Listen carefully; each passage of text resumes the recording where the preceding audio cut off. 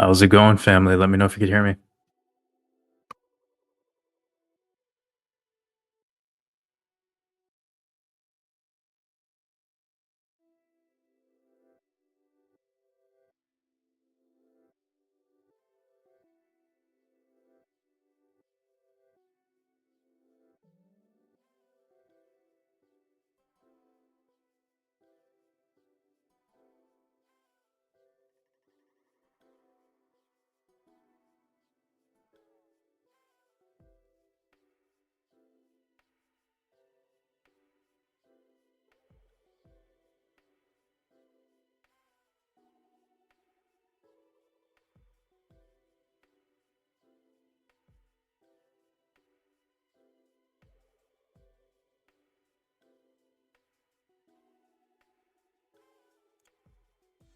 All right.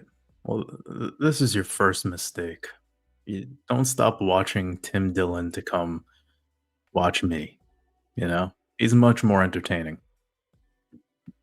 How dare you? I'm just gonna bore you guys and talk about nonsense for at least an hour, like I usually do. So if that's what you're into, if that's like the kind of thing that you like, then you could be here with me, or you could go watch Tim Dillon.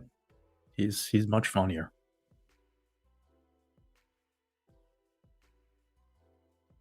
I, on the other hand, have really nothing of value to offer you guys. All right. I appreciate every single one of you showing up. We have almost 300 people hanging out with us. It's kind of a last minute live stream, but I had a little bit of time to come hang out with you all, and I really wanted to. So here we are. I'm going to get some visuals going on the screen, as always. Bear with me. Looks like StreamYard kind of changed things around a bit. All right. Yeah, this looks pretty good. All right, all right, all right. I guess my audio is pretty good, right?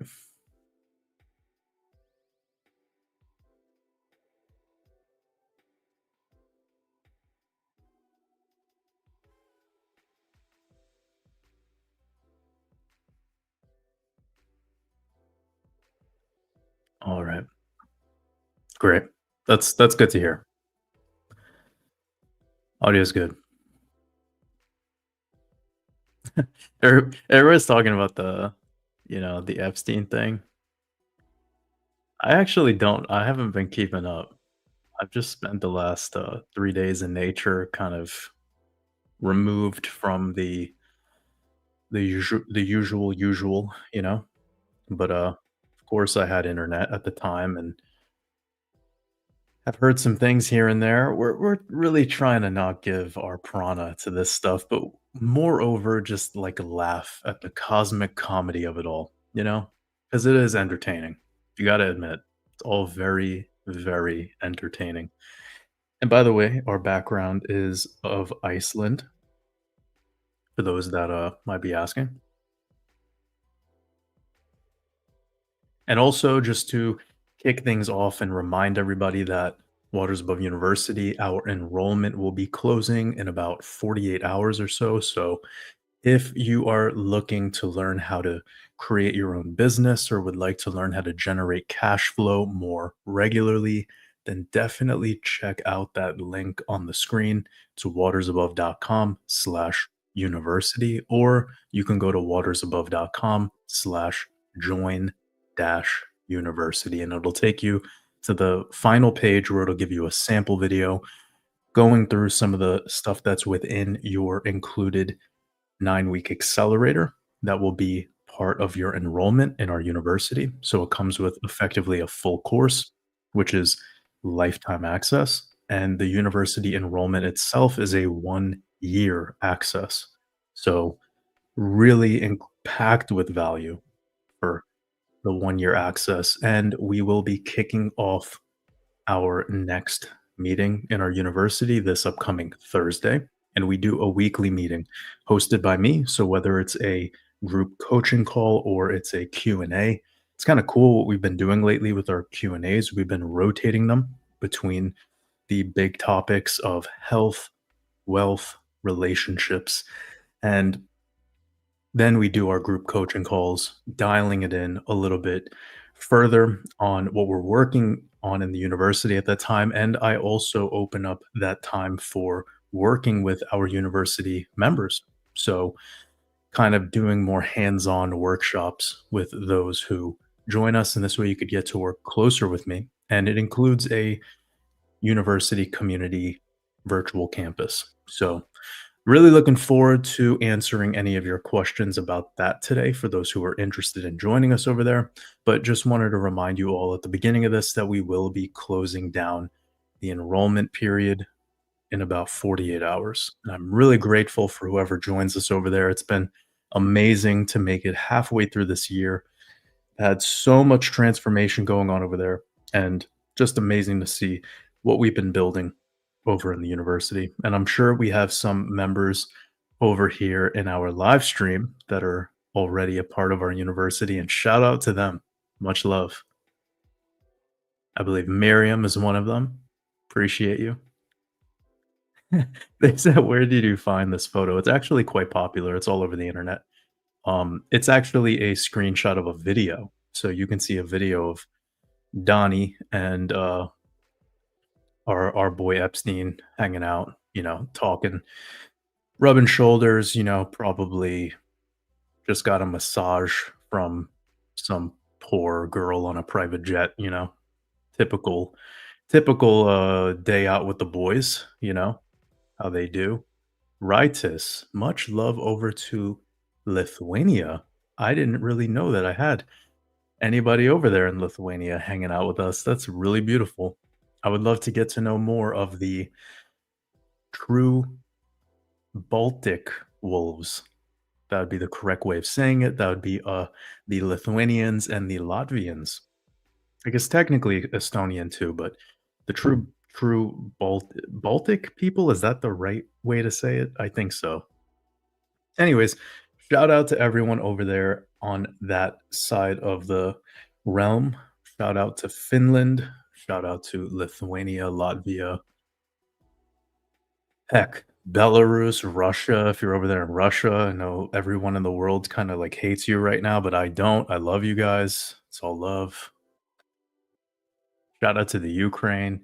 I think I remember one time. I know this is going to sound wild to some people, but there was one live stream. Perhaps one of you remembers because I know some of you are like make sure to never miss these. But and if you're one of those people, I'm really grateful for you, by the way.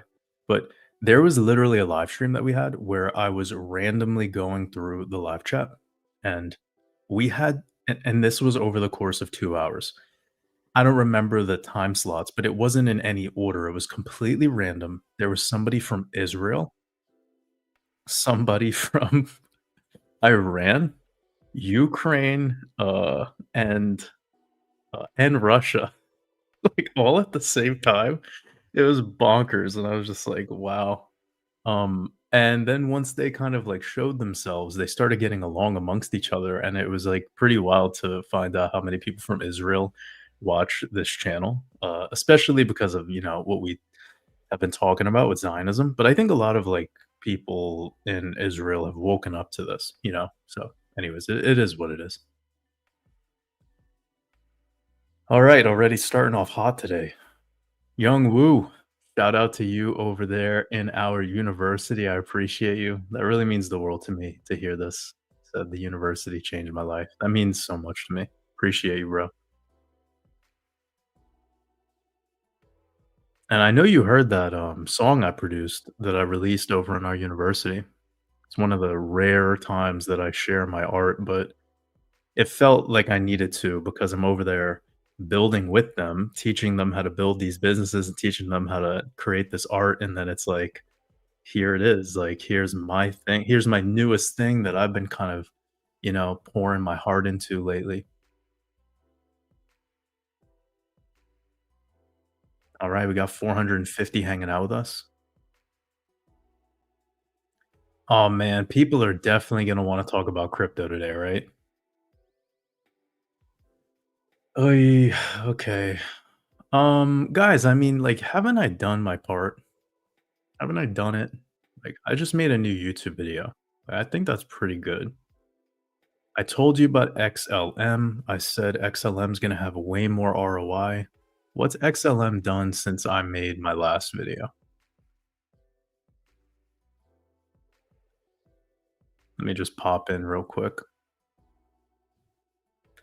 Boom, boom, boom, boom, boom, boom, boom. I keep like there's this one track that's in my head.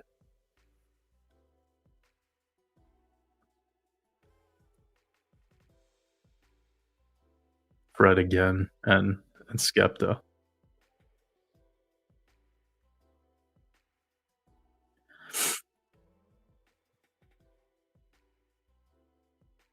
Okay, my video was released on the 8th, right?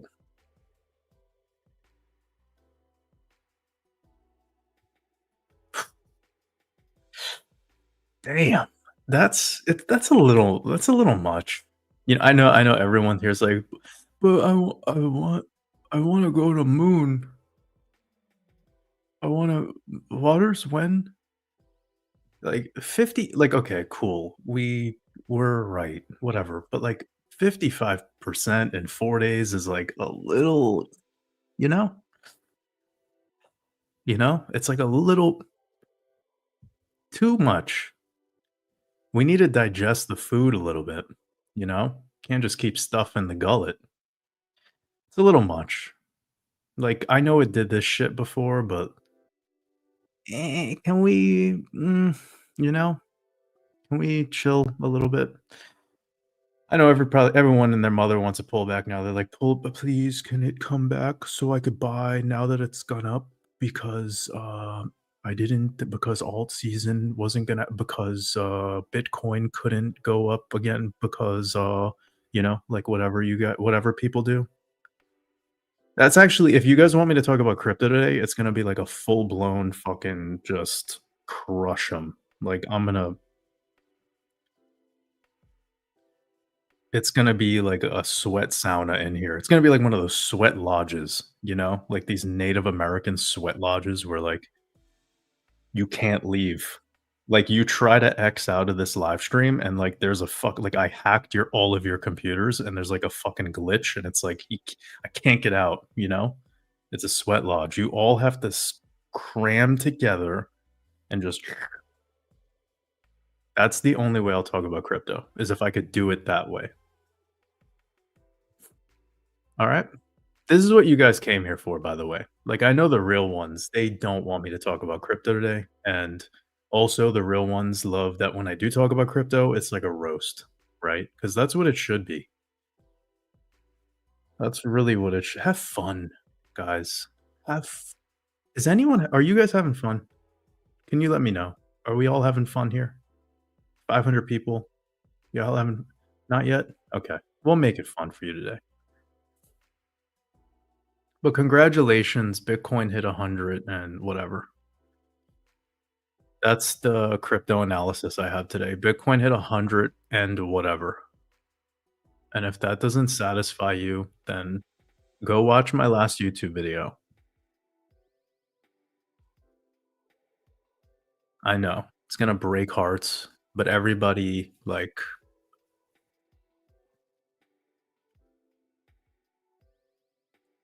what's that Kanye lyric?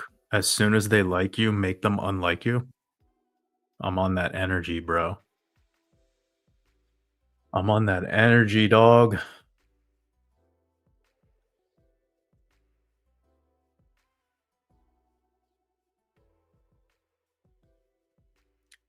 Lewis, I'm doing amazing, brother. I hope you're doing well. I appreciate you. I'm just looking through the chat now, guys. Gonna catch up, answer some of your questions. Third Eye Wizard, sending you a lot of love. I hope you're doing well. Crypto Fascist Colonist said, everyone is pissed about Epstein. Why? Why are you mad about this? You know what's funny? Guys, remember when all of that shit was going down? And I told everyone, like, this doesn't matter. Like, not only doesn't it matter, but everyone will forget. Remember? Like, has anyone ever shown you video footage of Ghislaine getting, like, handcuffed and put into the back of a cop car? Does anyone have that footage? Like, we get to see when, Shia LaBeouf is, like, drinking a fucking Slurpee at a 7-Eleven in the middle of, like, Trenton, New Jersey on a Thursday night, but we didn't get the footage of Ghislaine getting handcuffed and put into a fucking cop car while every human being on this planet has a fucking camera in their pocket with like 4K HD ultra zoom. Have you guys seen this new iPhone? It could zoom into the pores of your skin. We didn't get that footage, but we see when like Brad Pitt is at an In-N-Out burger. What has happened? Like, do you really think any of this is real? Do you guys think any of this is real? Do you think it's real? It's Hollywood, it's a production, and it's fun. It's good that it's retarded, okay? Because if it was logical and sensible and all of that stuff, then why would we even live, you know? Actually, I have something funny that I wanna talk about. But I kinda don't wanna talk about it now because I think it's gonna offend a lot of people. But has anyone noticed that, Jordan Peterson has been going, like, absolutely off the rails lately? Like, just crying at everything, right? And it's pretty interesting how these people that are, like, die-hard carnivore diet have like, this year in particular, they've all like, the shit has hit the fan, and the car has like mushroom cloud explosion after the car falls off the cliff, you know? Pedal to the metal, car off the cliff, smashes into the canyon, mushroom cloud like a fucking nuclear explosion. Like the 100% carnivore cult has really had a year, haven't they? You know? But anyways, I think it's just interesting because Jordan Peterson went from being like kind of a very fascinating character to now it's like sad. It's like sad to watch him.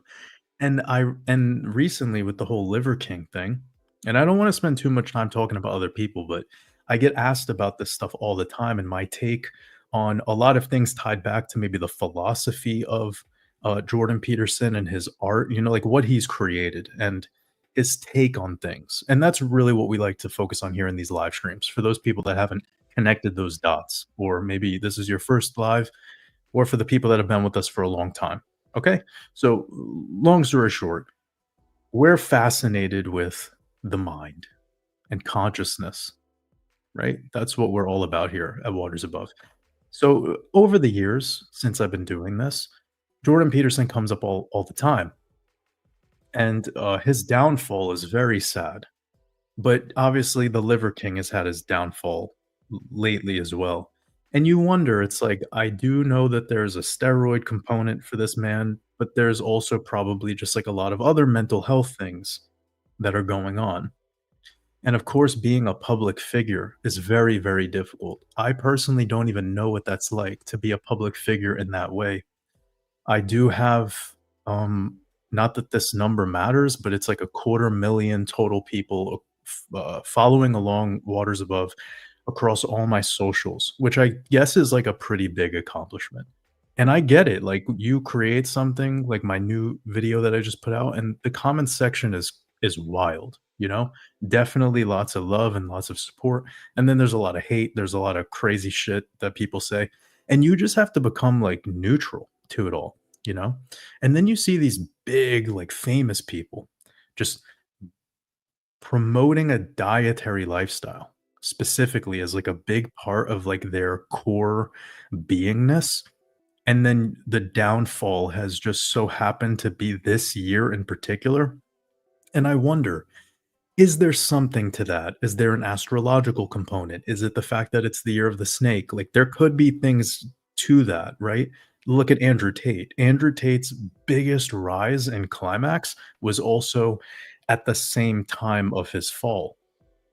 So, not everything like what we were just looking at with the XLM chart, like when an analyst like me with analyst eyes who's looked at I don't even know how many charts now. I don't even know how many active hours I've looked at a chart like intentionally with the purpose to talk about it and explain the charts, right? Not just like scrolling through random meme coins all day to try to find the next 10x.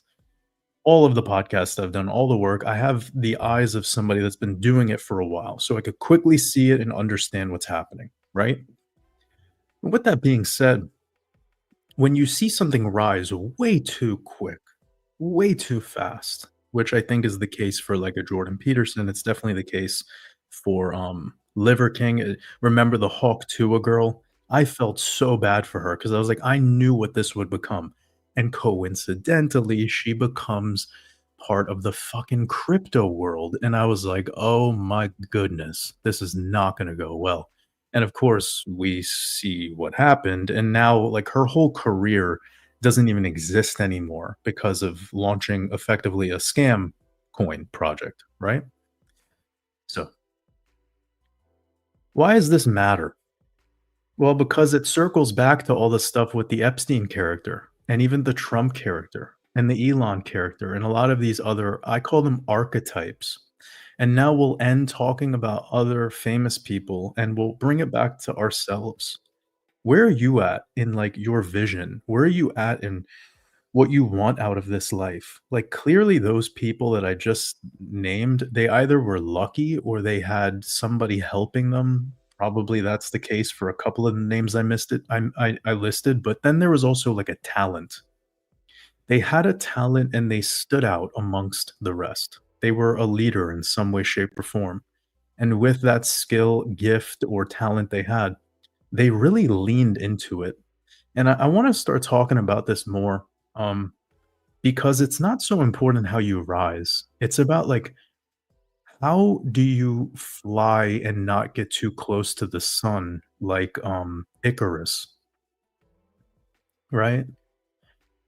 Everyone, funny enough, when you do shine, when you do start to kind of embrace your own unique creative essence and you start to show leadership qualities, people tell you you have an ego. They tell you to, be more grounded, be more humble. It's like, it's fucking hilarious. Like, nobody wants anybody to grow.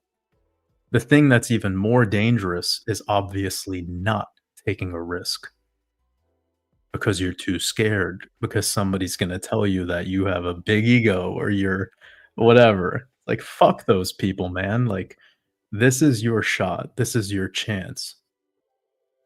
Do it. Like, embrace it.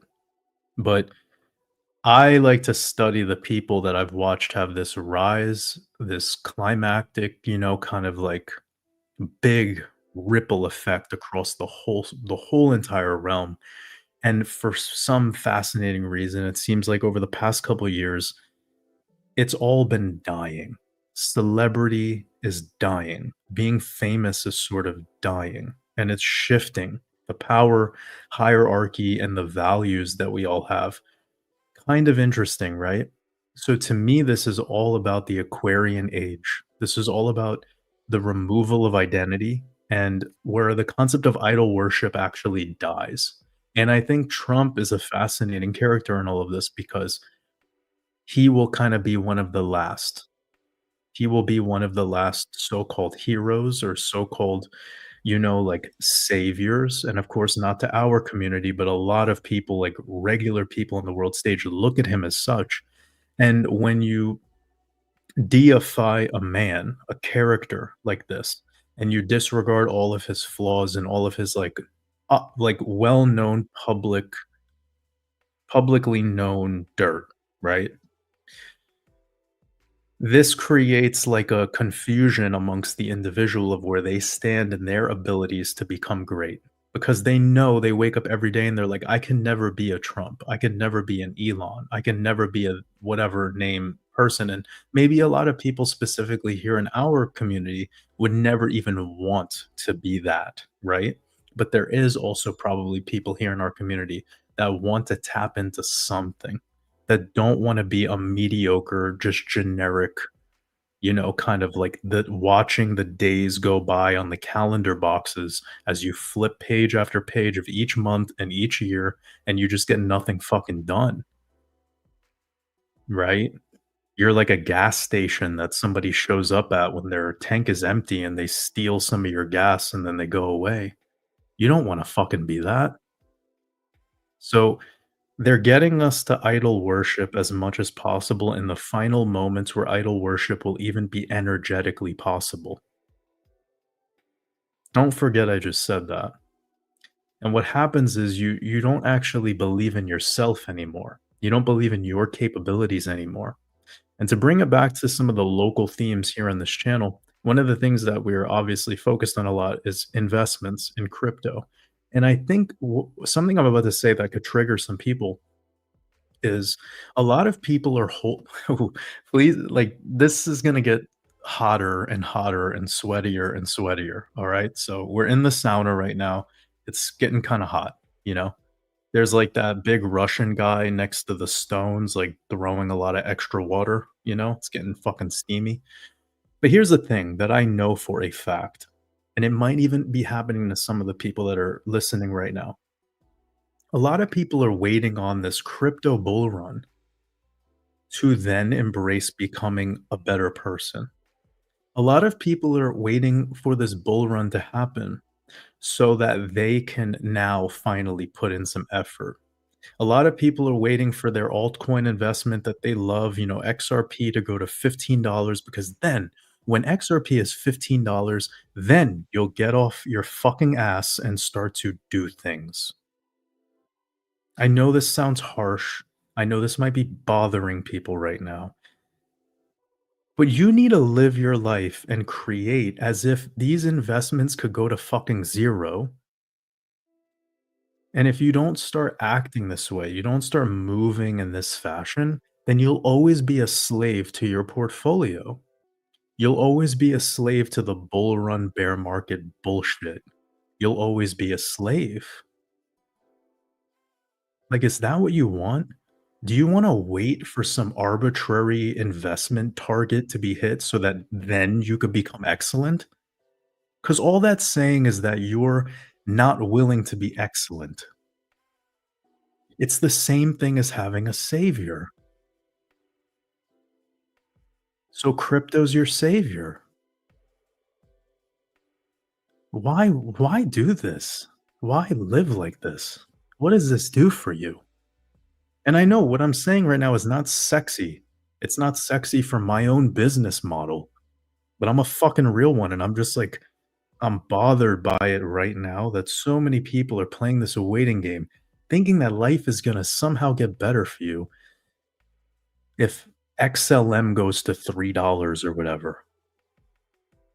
Because you're just waiting and waiting and waiting.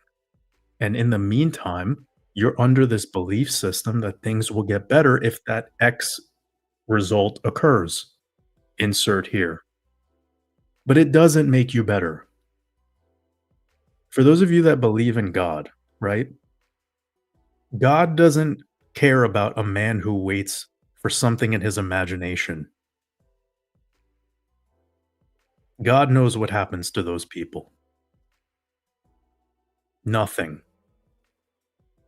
And the funny thing is when those things do occur in real time, as that investment goes higher and higher and higher and higher, you won't even have the fucking guts to know what to do in that moment.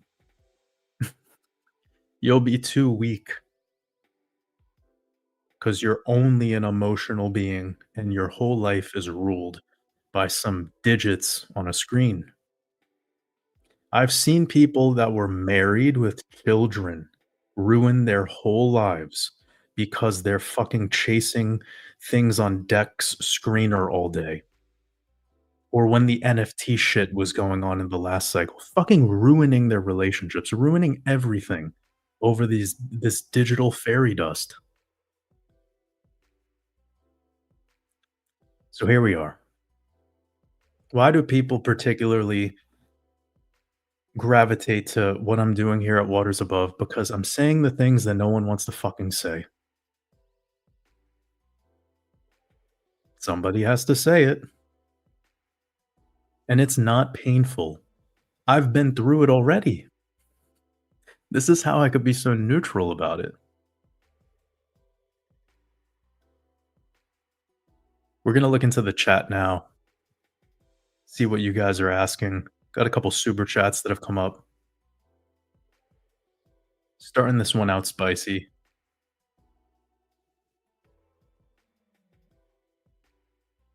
Servando says, "Have you seen BitBoy's mug recent mugshot?" No, what's going on with our boy? Imagine how old is BitBoy? Imagine being called BitBoy. Imagine choosing to call yourself BitBoy. Like, I don't know, man. I'll stop. Oof.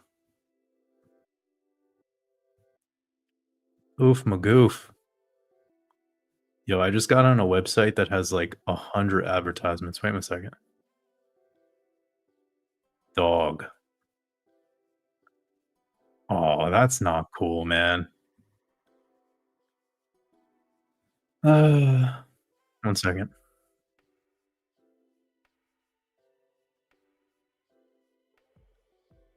No. Damn, what is going on here? Hashtag crystal meth.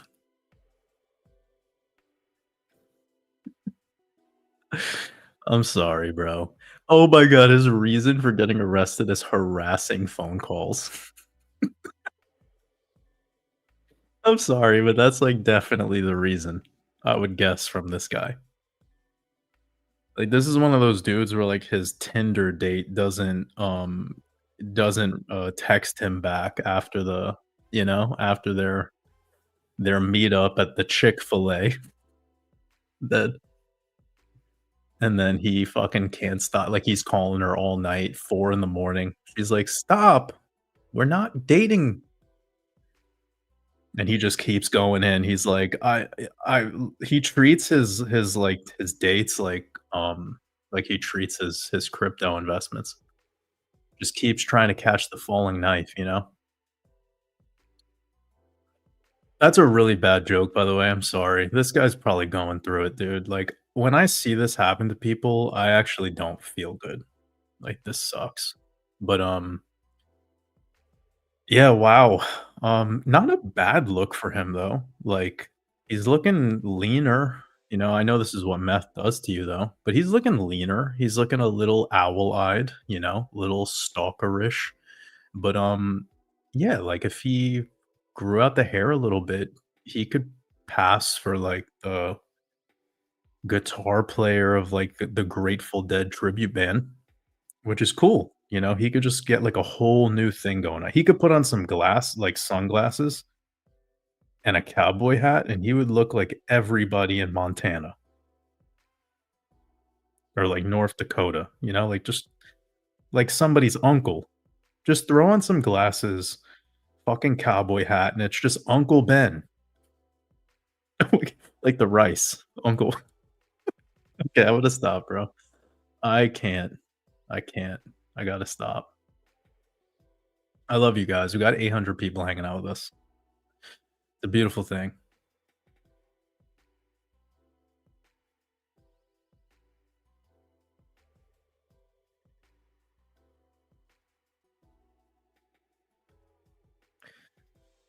Got a super chat from our brother Piaras O'Brien. I'm not sure if your name is Piaras or Piaras, but I like this name. Are you Irish or are you Portuguese? I don't know. But all jokes aside, sending you lots of love. I'm really grateful for this very generous super chat. This is one of our bigger super chats we've seen in the 4 going on 5 years here at Waters Above. So I really appreciate you. You said, "Had my strategy in place for a long time, but you most certainly steadied my nerves on many occasions here since 33-cent XRP." Fuck, you pretty much bought the bottom of the last cycle. So congrats. Um, you said, "You are not normal. May you always remain that way." I love that. Yo, I appreciate you, brother. Brother O'Brien. Maybe someday we'll have a whiskey together. Sending you lots of love and congrats on the profits that you're in right now. Enjoy the ride.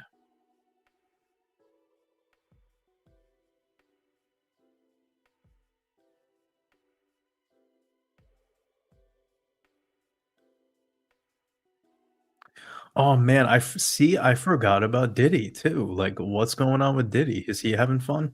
What is he up to now? He's probably hanging out with Epstein somewhere. They're probably playing golf with Trump.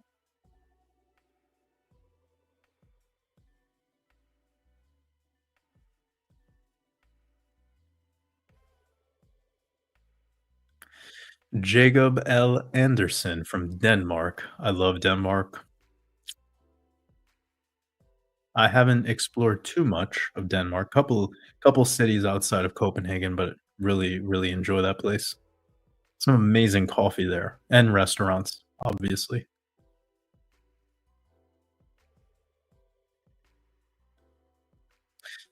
It's all love, Third Eye Wizard. I appreciate you.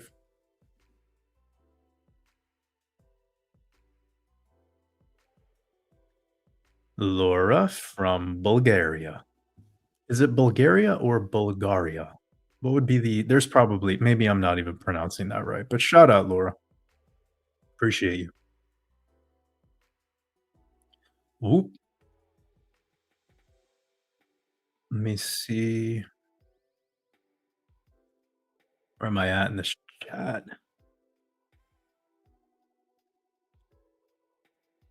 Oh, life is beautiful.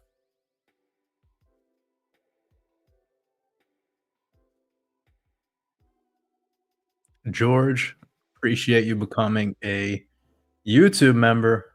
Much love.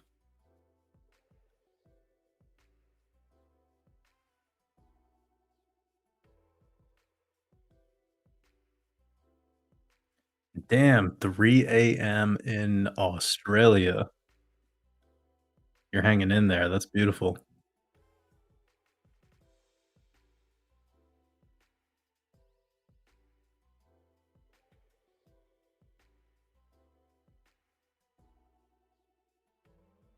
What's going on in the UK? Fiscal Badgers. Hope you're doing well. You're making it sound like something's going down.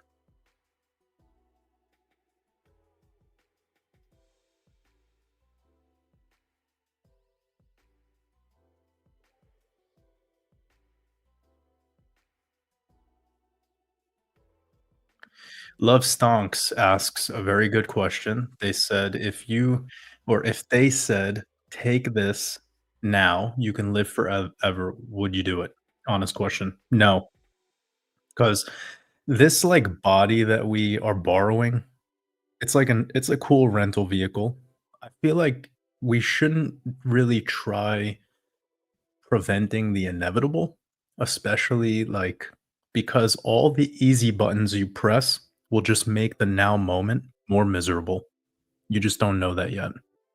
It's the same thing like if somebody walked up to you and they wanted to give you $1 million. You have to be cautious accepting these things because you don't understand the energetics behind what you're accepting. You don't know the reason why. You don't know the where, you don't know the what, the purpose. And I think a lot of the time, people are very quick to press the easy button on life, and they don't understand the consequences. So,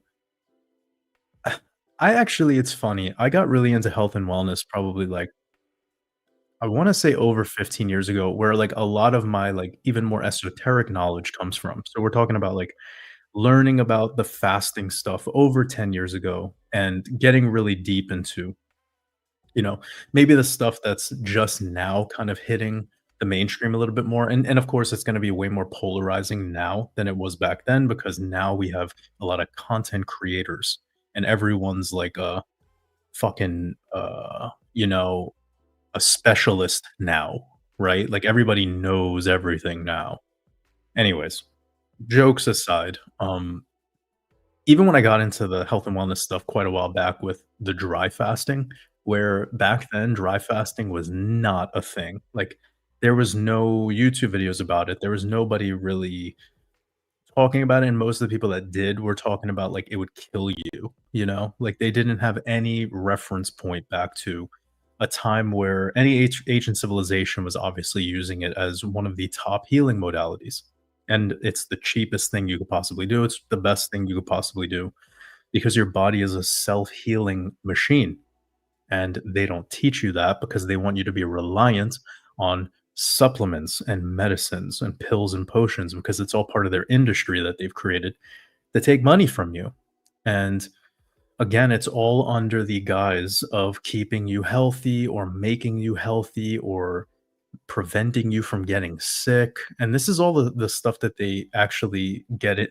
This is all the building blocks of Zionism. Zionism says that from the moment the baby is born, the baby is inadequate, the baby is going to get sick, the baby is born with a high likelihood of contracting some disease or it will have a problem. And then from the moment it's born, they do all the things they do to a baby, pretty much throw poison in its eyes, circumcise it, put, these blasting uh, lights into its eyes too. Like this is all take it immediately away from its mother. There's so many things. The what they wash the baby in, the things that they're giving to the mother in the moments leading up to the birth. I mean, you all probably know enough about this. This is all the building blocks of Zionism. Of you're imperfect and you're broken and here's something we can sell you that'll fix you, okay? And this exists all the way up until the day you die. And fuck, Zionism created the process of you paying for the afterlife. Fucking the embalming process, the putting you into a casket, digging a hole in the ground and all the business tied to that. It's all a big fucking business, okay? Anyways, also the jabs fit into all of this too. I left that one out with the baby situation, but you guys probably already know this. It's all part of the your baby's broken, your baby's gonna die, your baby's gonna get this illness, so we need to inoculate it with whatever 6, 7, 8, 10 jabs, because then it will be fine, right? This is like the stuff they're telling you, and it's all part of their grand plan of keeping you safe. Remember during C-19, they said stand whatever, 6 feet how many feet apart? I don't even remember. What did they tell you? 6 feet, 6 inches, 66 inches apart? I don't know. So, yeah, they're telling you all of this stuff to keep you, quote, unquote, "safe." And it's like the living forever or never wanting to die or being worried about death thing is really fascinating because have you heard of when these people are, like, on death's door and they give them psychedelics, and then it makes the final days of their life so much more pleasant because they're not worried about death anymore, they start to welcome it. They're, like, okay with it. And it comes back to, probably the first quote this channel ever had, which is, "Love is allowing." Like, so many people fear death so much that they never even live. And my thing is I don't fear death, and I don't chase life. I just am. It is. I allow it to be what it is. And of course, it's difficult sometimes as a business owner and somebody that's put a lot of responsibility on my shoulders, to be playful in every single possible moment, but I'm still at least conscious of it all. I don't do what I do to try to prevent the inevitable. Same thing goes with what's happening on the world stage.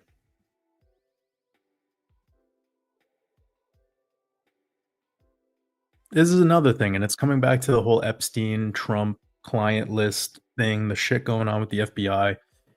The people who are mad and disappointed right now are mad and disappointed because they believed in it from the beginning. My method is don't believe anything. It's irrelevant. The only thing I believe in is myself. I'll say it again. And I know people don't like hearing this shit because they don't like hearing confidence. The only thing I believe in is myself. I trust everything as it is. And when it's happening on a television screen and throughout all mainstream media, I know it's A Hollywood production. We've talked about this a bunch of times because then some people are like, well, this guy's a pedophile and he's like doing awful things to kids. But it's like, why are you isolating this guy? You want to really be shocked? You can load up the pedophile register in your area by zip code and you'll find these fuckers are surrounding you like hyenas. Why are you worried about Epstein? Clean up your neighborhood. You guys really want to be a vigilante? You really wanna fucking save the children? Why are you worried about this? Literally, I know why doesn't anyone wanna talk about that? Why doesn't anyone wanna talk about that? I know there's gonna be 1 or 2 people in the chat right now that are like, "Yeah, he's right. Literally, you can search them in your zip code." It's crazy. Now, I'm not trying to say you should be worried about your neighbors or worried about your neighborhood or worried about but it's just like, this is what they wanna do to you.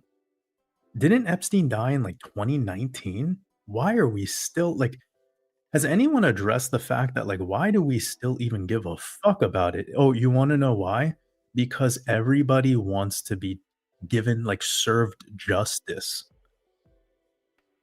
You wanna be served justice with the exposure of this information? Haven't you ever questioned why it's called the criminal justice system?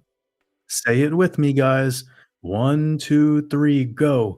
Criminal justice. Say it a couple times.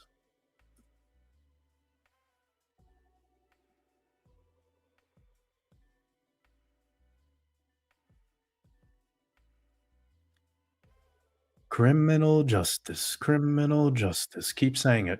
Keep saying it. Why does the justice go to the criminals? Ooh, nice word spell. No victim justice system, is there?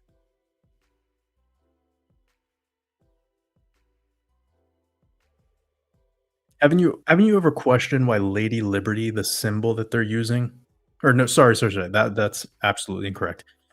We have to go a little bit deeper into our mythology here because it is Lady Liberty, but it's now slightly altered, okay? But I know when I say Lady Liberty, a lot of people are gonna think of the Statue of Liberty, right? Okay. This is Justitia, but this is Libertas, okay? And this is also the same exact thing that ties back into Libra, the scales, and the scales that are held by Lady Justice, but they're all the same mythology. This actually is tied to Venus and Aphrodite. It's also tied to Lucifer. But getting back to just like what you all see with the criminal justice system is you see Lady Justice holding scales and she is blindfolded and the scales are tilted. They're not balanced. Guys, it's called the criminal justice system. It's a fucking sham. Hear no evil, see no evil, nada. It's how much money you have is all that matters. Because then you could pay your way out of anything. You could pay your way out of existing. Tough, tough things to accept. So they have everyone for 5 years now pouring their prana into this list being revealed of all these pedophiles, these celebrities. Don't you like and that's somehow gonna make things what is that gonna do for you? What does that do for you? Now that you know the list of things you're gonna now are you gonna start your own business? Now are you gonna start going to the gym? You got 15 pounds to lose, now you're gonna start losing weight? What are you waiting for the list? What are you waiting for? You have that cigarette habit? You're gonna quit smoking after they release the list? You're addicted to playing video games? You're gonna once you find out what all the pedophiles in Trump's cabinet or whatever, then you're gonna quit the games? You got a porn addiction? You're gonna wait for the you see what I'm doing to you right now? It's just another thing for you to never, ever tap into being excellent. You're wasting your fucking life away for justice, and you're forgetting it's called criminal justice.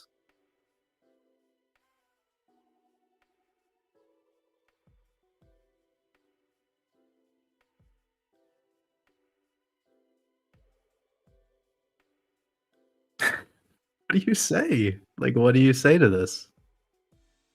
But I know that's gonna hit a lot of people deep right now. Like, if something's not working for you in your life, why are you worried about Diddy? Why are you worried about what the Liver King is talking about Joe Rogan? Why are you worried about Jordan Peterson melting down? Why are you worried about that? See, I built a life for myself where I can get away with that bullshit as much as I'd like.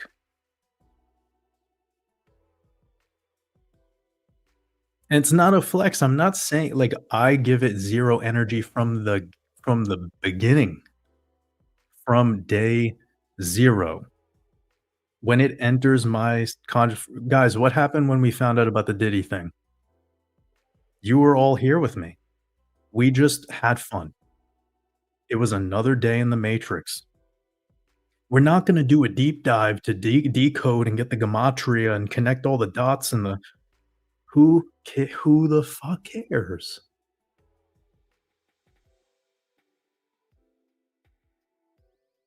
It's literally Hollywood. Look at all of their symbolism.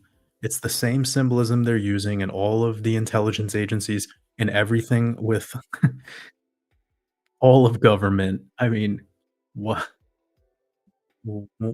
isn't it obvious?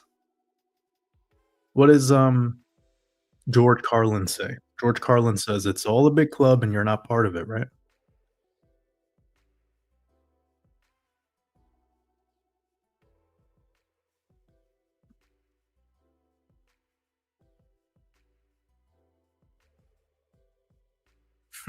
Lane, I appreciate you. That's good to know. Jose, I don't think this is possible. This is too extreme.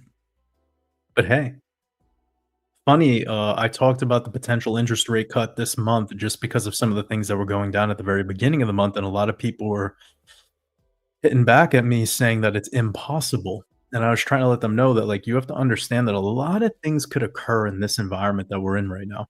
All right. And I mean, didn't we just see a potential talks of the resignation of Jerome Powell?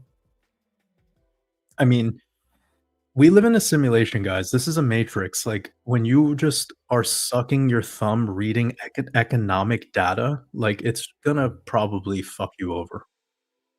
Things can change very randomly overnight. Overnight could be a black swan event. Okay. So don't get too settled on studying like, I'm not trying to say don't learn how to read the economic data. That's not my point. If you have a passion and a desire to acquire the skill of learning how to read economic data, then have fun, right? I'm not telling you to not develop the skill. Please be very careful when you're listening to what I'm saying right now. I am all about skills. But once you've now gotten that skill, you need to be able to see through it all, right? It's like when you're reading the Bible. Most people read the Bible, but they don't actually know what any of these words mean. They don't understand the hidden code within it, right? Because they're like level 1 readers, and it's not their fault. It's the education system did this to us. We could call it the indoctrination camps did this to us. But then you become a decoder and you actually learn the meaning of the words. You study etymology. You understand how everything is written in parable, right? Now you can piece every statement in every line of the Bible together in a way where you actually can feel the words and you know what it represents and you know what it's saying. See, most people don't have that skill. They take things literally. This is the same as reading economic data, taking it literally, and then also believing in it, which is even fucking worse. So people are like, "Oh, the jobs market's doing better," but it's like we just lost 33,000 jobs and they were predicting 100,000 added. You really think jobs market's gonna get better when they're bringing in humanoid robots and way more AI? Guys, the layoffs are coming. They're already here. So just acquire skills, but don't lose your intuition, okay? Keep your intuition and work at refining that intuition even more.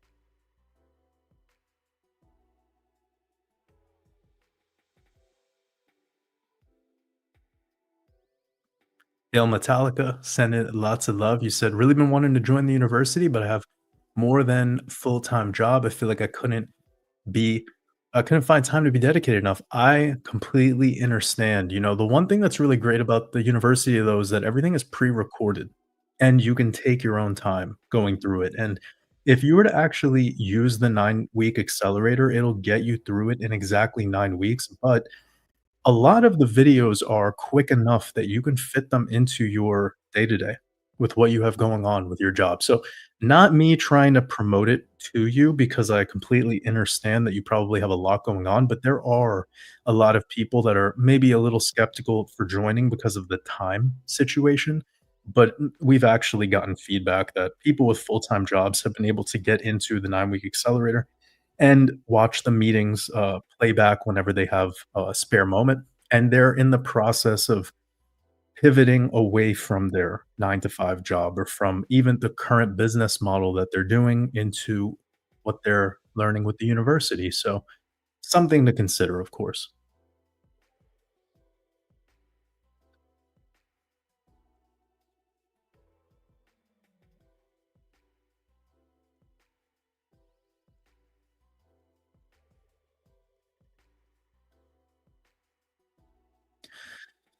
3 Diglets, this is a very generous super chat. I'm sending you lots of love. You said, "When Schmoon, let's pamp these shit coins."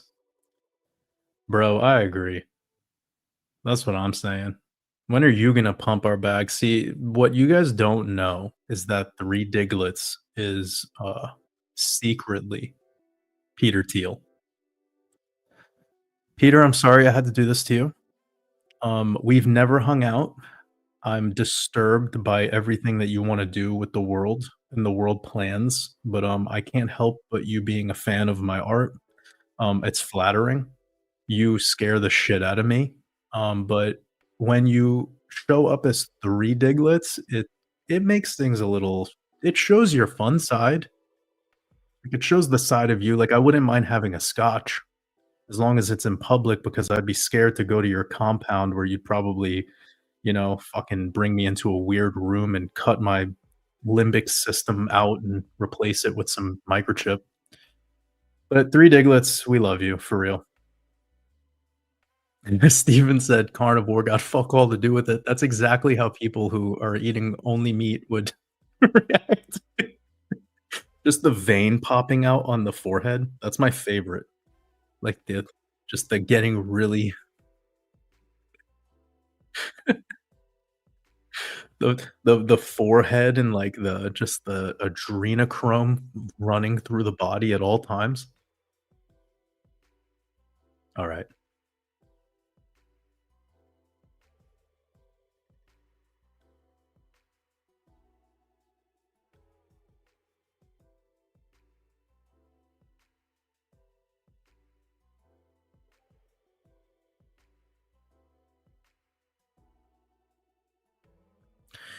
Daniel Leo has shared with us that he has 600K followers on his socials. I relate. I had to get right in my spirit. Yeah, man. I mean, so you have more than double of the amount of people that are aware of my work, at least following actively.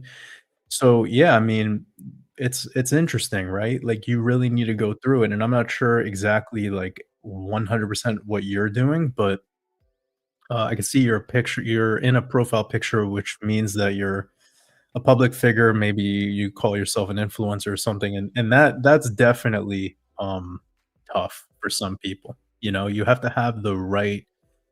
Yeah, you just have to have the right energy for it, and you need to understand what you're getting yourself into, and a lot of people don't. A lot of people have no idea what this, could do to you. Can make your personal life very difficult as well.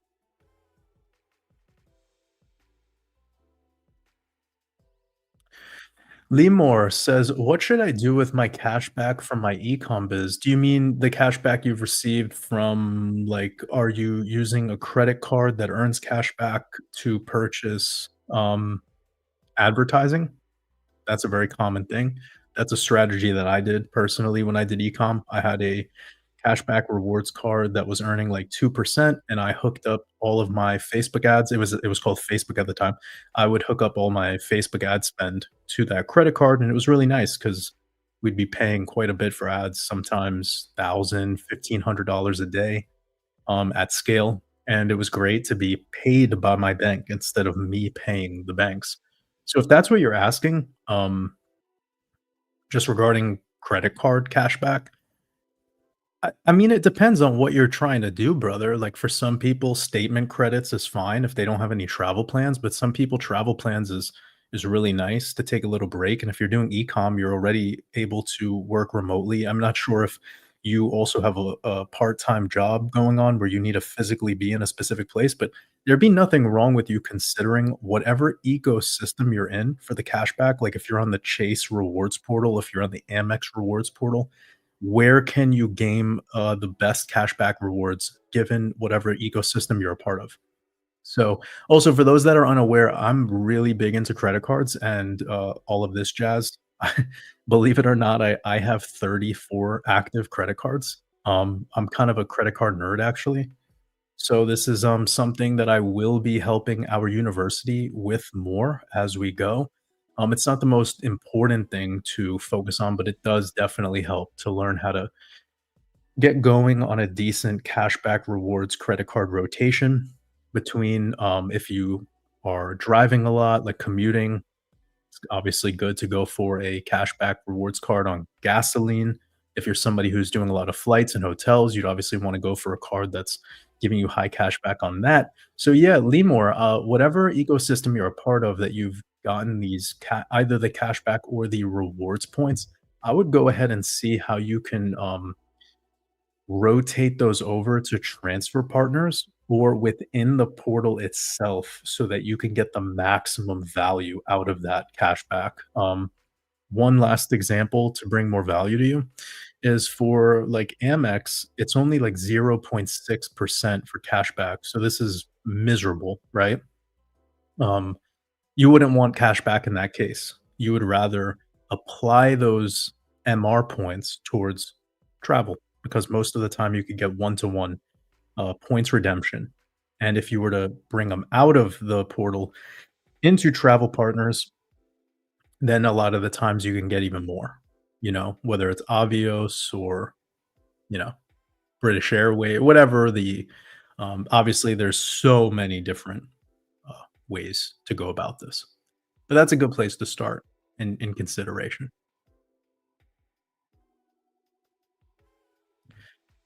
QZ, hope you're doing well, brother. Great to see you here.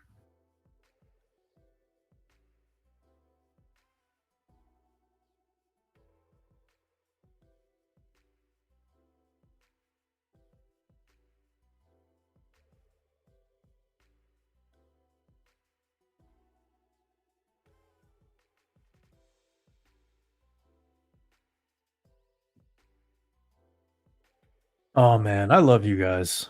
What a beautiful, what a beautiful way to spend a Saturn day.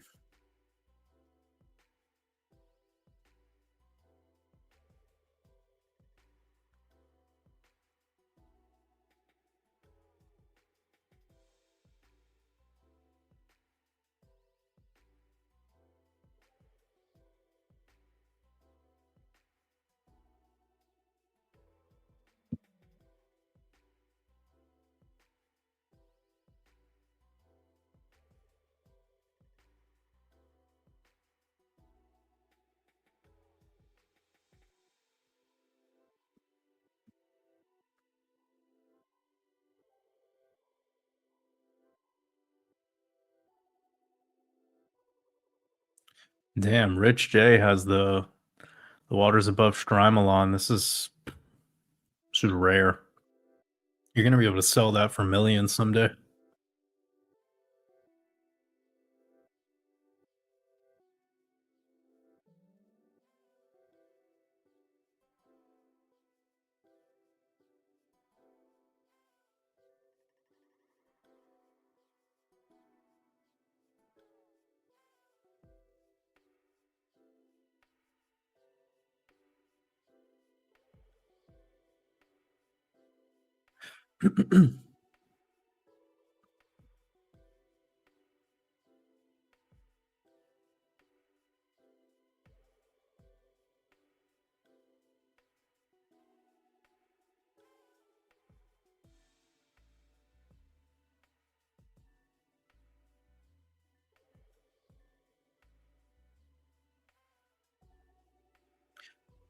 Rebecca Rebecca says, with all due respect, many people are waiting for a price target because that will afford them the time to rest and be in a state of peace and have energy to create. Most are too drained to create. Well, that's their choice.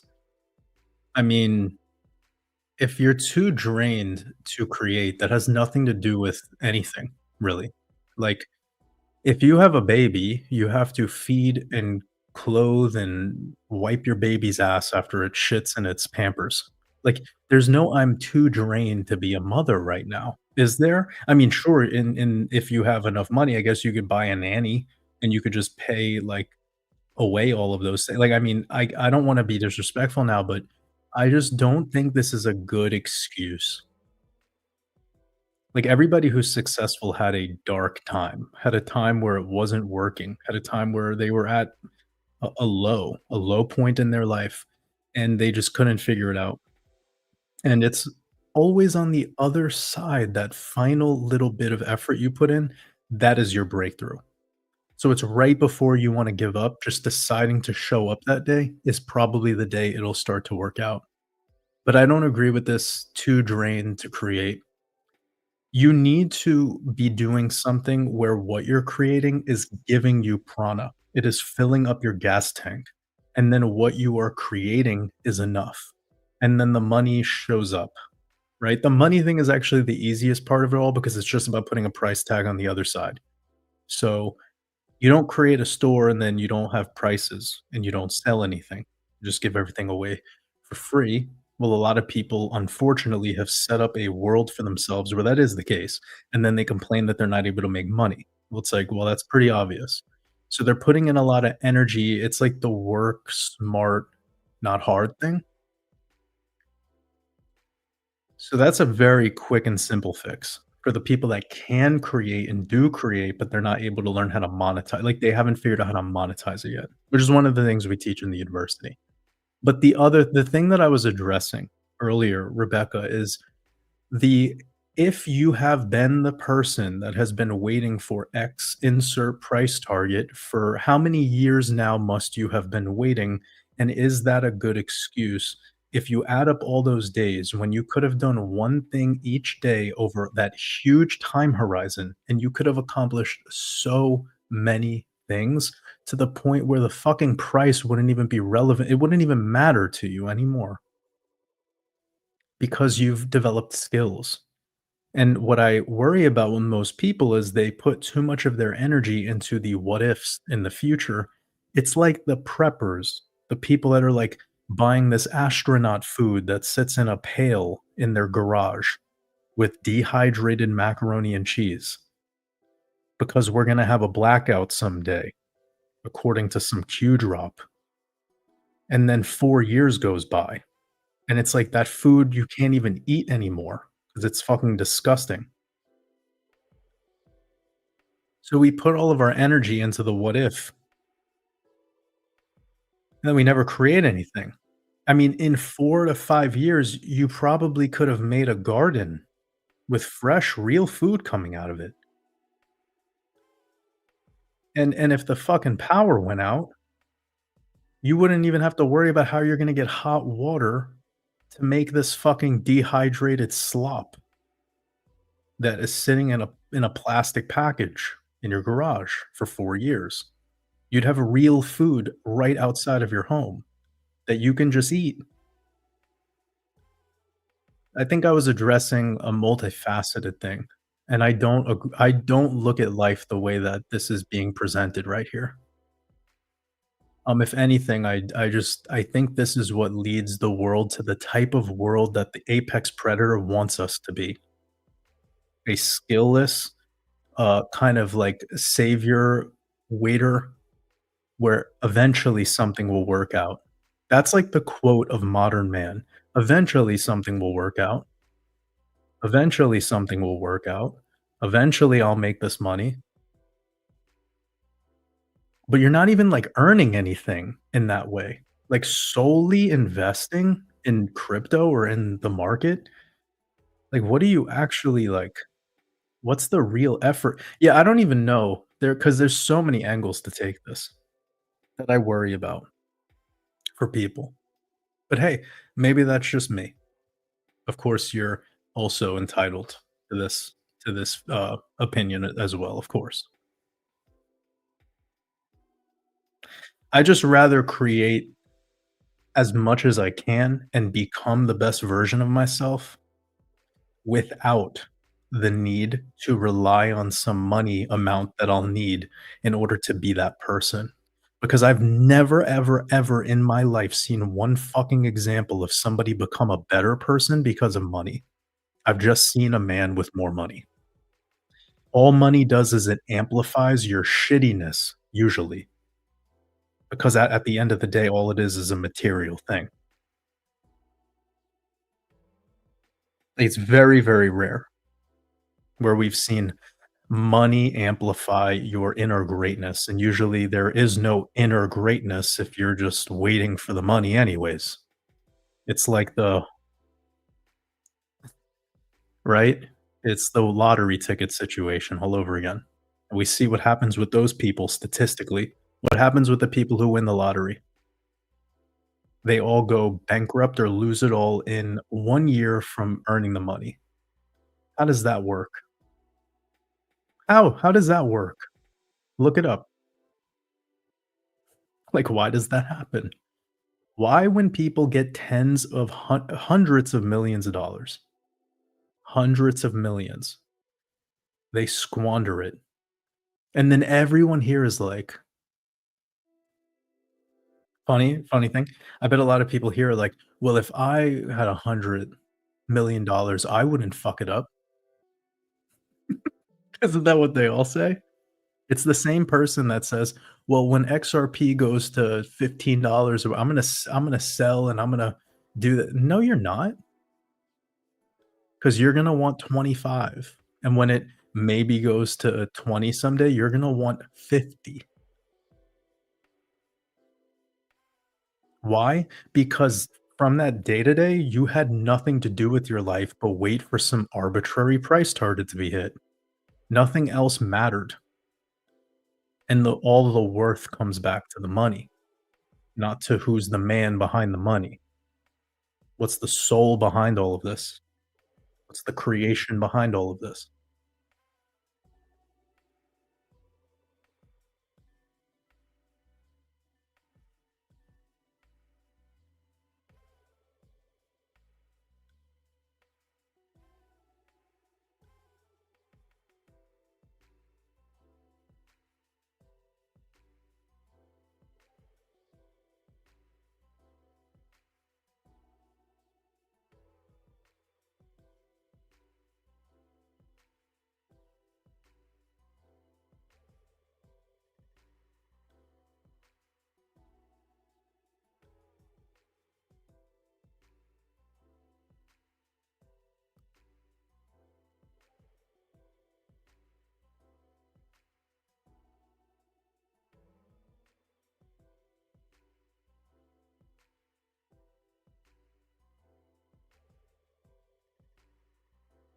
Mark Wells says, "Jesus, why would you use our Lord's name in vain, Mark?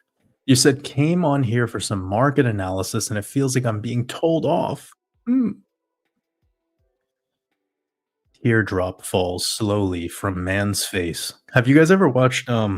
You know, these smart TVs where you can have it set up so that oh god, this sounds offensive. I'm not trying to be offensive, but for people who are, like, deaf, you know, and it'll wait, is it for people who are deaf or for people who are blind? No, sorry, it's for people who are blind. Apologies. It's for people who are blind, and you could have it set up so that it explains, like, not just subtitles and captions, but it actually explains everything that's happening. That's right here, Mark. Man Man has teardrop falls from eyes slowly as dramatic music plays in the background. As the music slowly goes away, man says, Jesus, quote, come on here for some market analysis and it feels like I'm being told off. Then dramatic symphony classical music starts playing. It gets louder. Man's tears start falling faster. Man slowly gets up from the ground, looks up at the sky, and says, why did I just click on this video? End scene.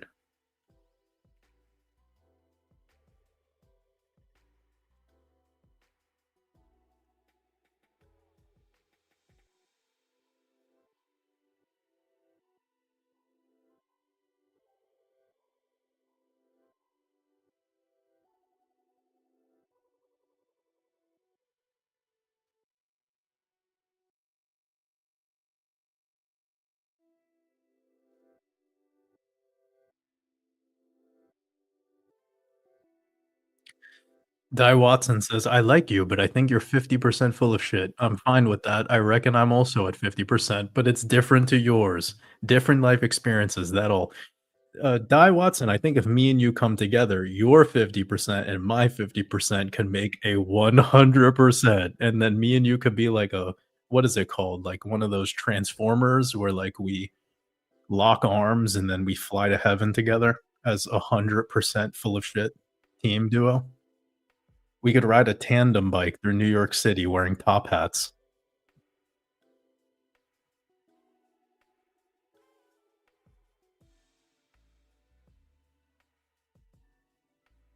Oh, we have another good one. Um, we have Saint MTE. This guy comments a lot on my stuff. He says, "Bro, Sorry, I have to get into character. Bro, I'm somewhat confused that you talk a lot about higher consciousness, but you be cursing like a mofo. Isn't that counterintuitive? Question mark. Don't get mad, defensive, but bro, using bro and bruh is actually kind of my vibe. So you're probably a cool guy. You said just a general wonderment. Is that a real word? It's okay. I make up words too. Um, our boy over here, Di Watson would know because I'm 50% full of shit. So when I make up words, that's coming from the other 50% of me, you know? Here's the thing about cursing. Why does the cursing have anything to do with uh, a state of consciousness? Like if I was talking in Cantonese right now, you wouldn't have an idea if I was cursing. You know I am cursing because you were told I am cursing because you have the same language that I'm speaking right now. But what's the intent behind the words? Or does that not matter at all? Whilst the hammer could be used to build, the hammer could be used to break windows or crack skulls open. Do you think the way I'm using my tools today is to break windows? I mean, maybe you could feel that way, but I don't think I would have made it to this moment. I don't think I would have made it this far if people didn't feel like we were building together. And the only time we're breaking things down is when it pretty much needs to. Sometimes you need to clean up this thing you think is a haunted house. I'm here to remind people that it isn't a haunted house. It's a beautiful mansion, but you have to roll your sleeves up. You have to go outside over to the garden hose, fill up that bucket with some water, and you have to start mopping the floors down. You have to put in some fucking work. And a lot of people that are talking about high consciousness and this, that, and the third, they don't want to do anything. They're in the same savior mode as a lot of the people that they're allegedly dissociating themselves from. So they think they're better. And this happens all the time where quote unquote higher consciousness people, they're showing the same side of the ego. I don't have any issue with the ego.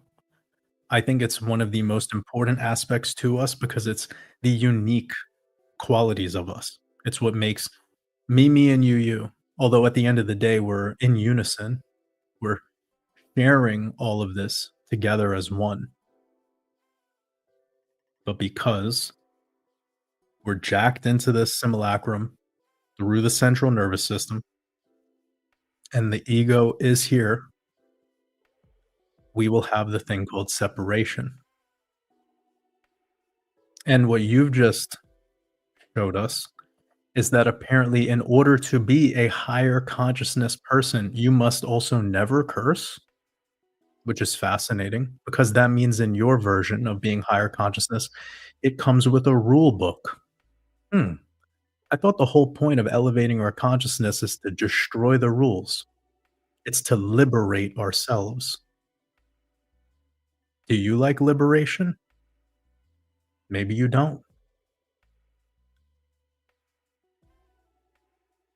That's okay.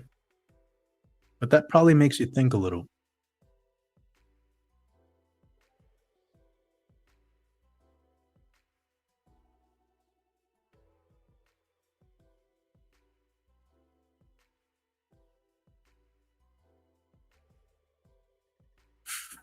Oh my G GGG, this is so funny. He said BitBoy's been following the ancestral tenets. That's too good, bro.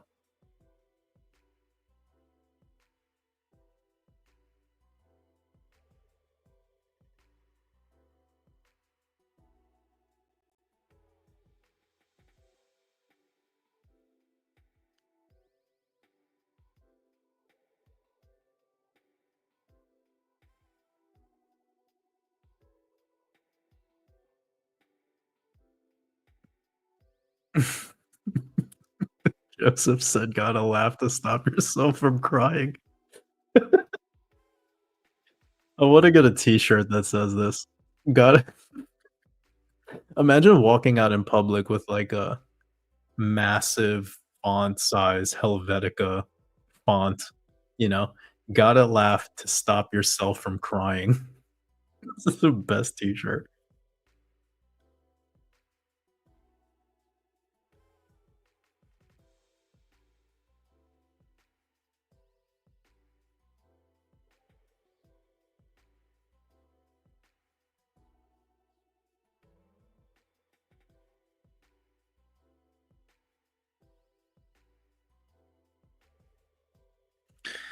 Desktop Geek says, "When do you think they'll pull the alien invasion card now that Trump, has shown he's in the same club?" I mean, I'm waiting on it, man. I think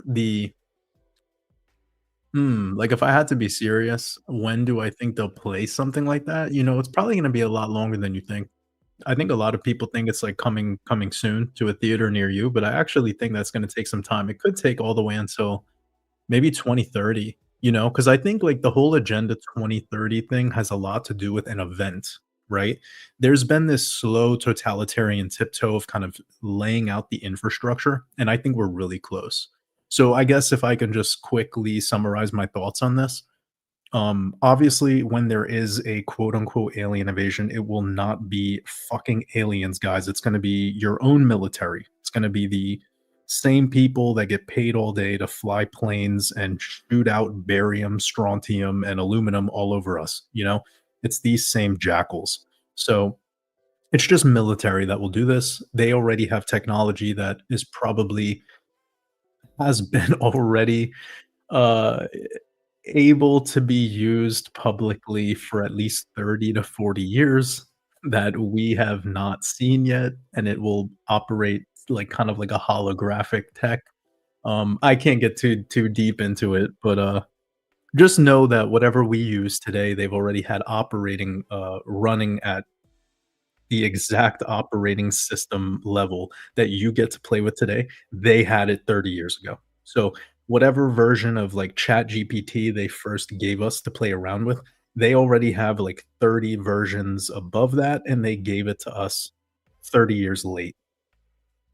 And then they give you a guy named Sam Altman to make you feel like it's all real, and, then there's the talking head that's attached onto it and the guy they get to call a genius, and then they make that genius have a fight with the other genius, Elon, and then it's just a bunch of geniuses battling each other in this fake, kind of scripted reality.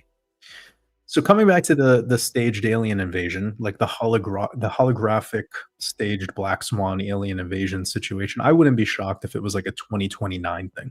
Like if I really had to do a full-blown decode on it, I wouldn't be shocked if my decoding system pushes me closer to like 2030 than to today. Like it's I think more likely a 2029 thing than a 2026 thing. Just my opinion, though. I mean, anything could happen in this matrix, but I think there needs to be a big, big event for the whole globalist wet dream of the Aquarian economy to be in full blown, full fledged. Everybody has a social score type situation. I think that's much closer to 2030, which, funny enough, that'll be tied to the next Shemitah year in 2028 into 2029.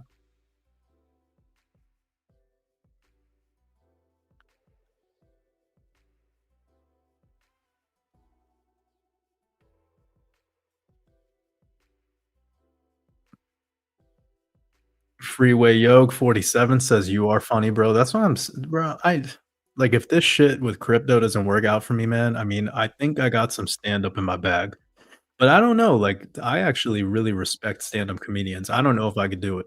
Like, that's tough. That's tough. I should just do the yeah, yeah. You caught the Uncle Ben comment. That was fucking gold. I got it. Okay, I'm sorry. I'm not trying to jump around too much, but when I did the Uncle Ben comment off the top, that was crazy. I wasn't expecting my mind to get to Uncle Ben when we were talking about BitBoy. That's so funny. He is the Uncle Ben. If you keep waiting for the bull run that never comes, you'll eventually look like Uncle Ben. And then we need to like Photoshop the Uncle Ben's rice and put BitBoy Crypto's this fucking mugshot. Oh my god, dude. Oh my god. I love this. I'm dying, dude. I'm fucking dead. Woo! I am fucking dead. Okay, open a new tab. This is it, dude. Who's got the we're gonna make our first meme coin. Alright, guys, this is it. If you steal my fucking idea, I will come for you, and I will hook you up into a machine that will tickle the bottom of your feet all day. All day. That's your torture. Just gonna tickle the bottom of your feet, and we're gonna play clown music. No, we're gonna play the song that comes out of, like, the children's ice cream, truck, the ice cream truck music. You know what I'm saying? You're gonna be like it's gonna be like being a Gitmo. Anyways, that's not a threat. I'm just we're having it's ha ha he he time. Okay, we're joking. All right, fucking relax. But we are gonna make a meme coin where it's Uncle Ben's, and then it's gonna have this like OG Uncle Ben. Eh, I love the quote, "Perfect every time." And then we're gonna put BitBoy, and BitBoy even has the fucking orange jumpsuit on, dude. We have to leave the orange jumpsuit, but, like, give him a bow tie. Give him a bow tie like Uncle Ben. Perfect every time. What's the quote? What's the quote we get? Okay, I know it. The quote is I right here. Can we see it at the bottom? It's, "I called her 6 times." That's the quote. Yo, can we have, like, a decode on every time something happens with BitBoy that we look at, like, what was the market doing at that time? It's probably funny because, like, I don't know, a couple of weeks ago or something, people were talking about how every time, like, Squid Game comes out with a new episode or a new season that the market crashes, and I didn't give it any energy, but, I did see some people bringing it up. But do we have the when does Ben Armstrong get arrested indicator? Can we make that on TradingView? God, I feel bad for this guy. The Uncle Ben thing is fucking funny though, right? Like, I feel really bad for him, but that shit is so funny. It's one of my funniest things I've ever said, at least.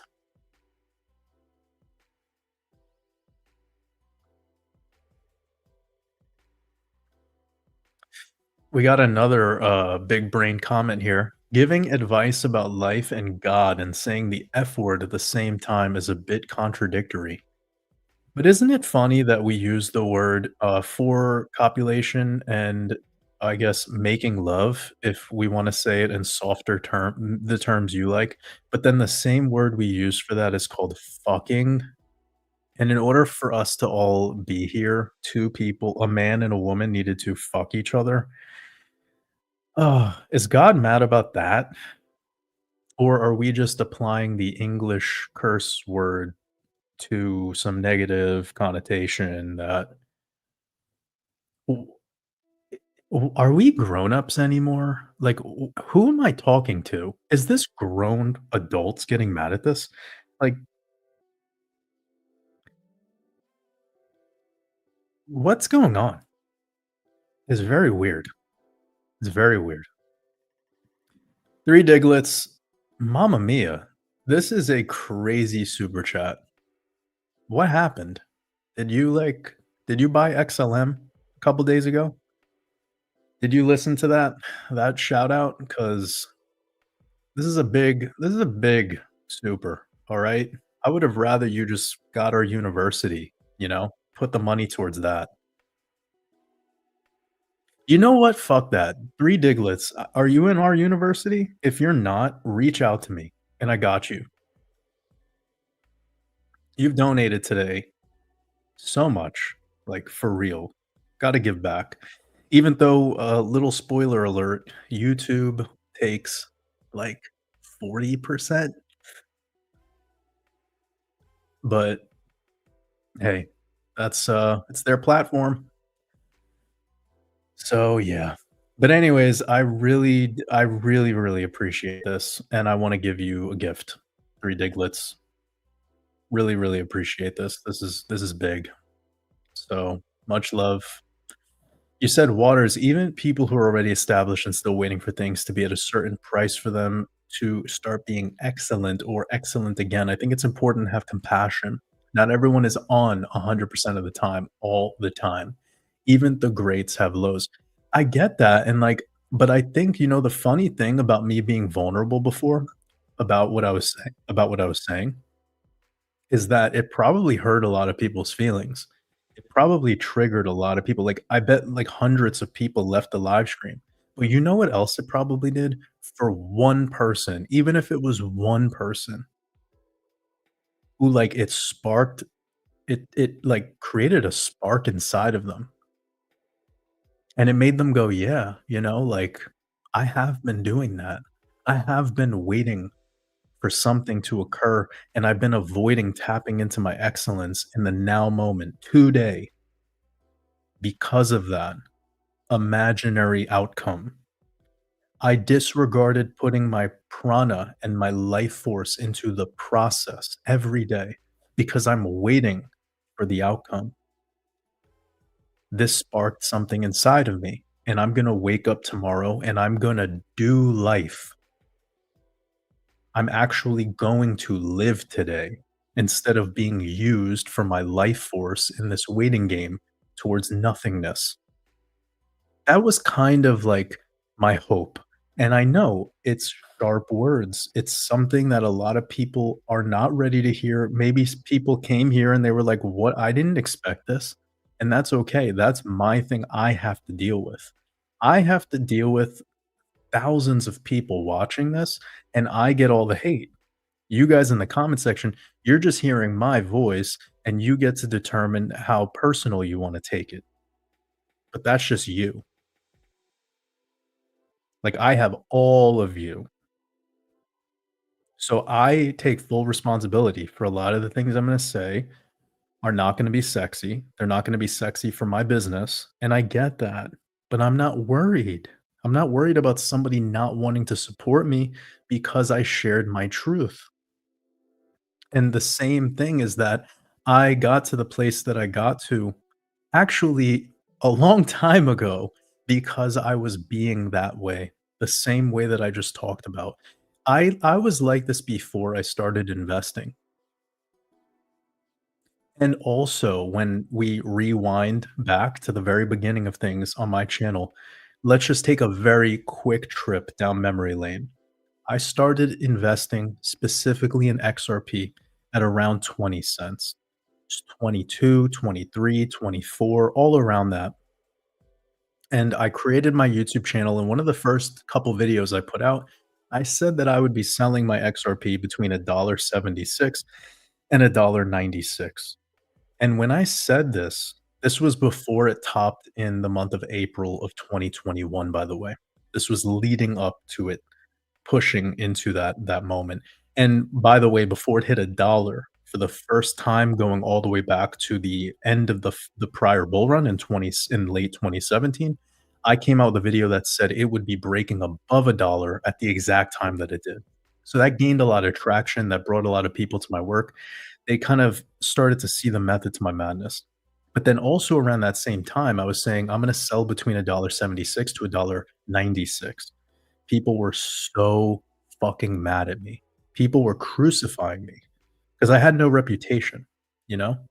But what I was thinking about at the time, guys, please listen very close to what I'm saying. Anyone who is triggered about what I was saying before, about the whole waiting on some bull run targets, okay? Now, if we take 23 cents on average, I'll pull up a chart real quick. I'll hide 3 Diglett's comment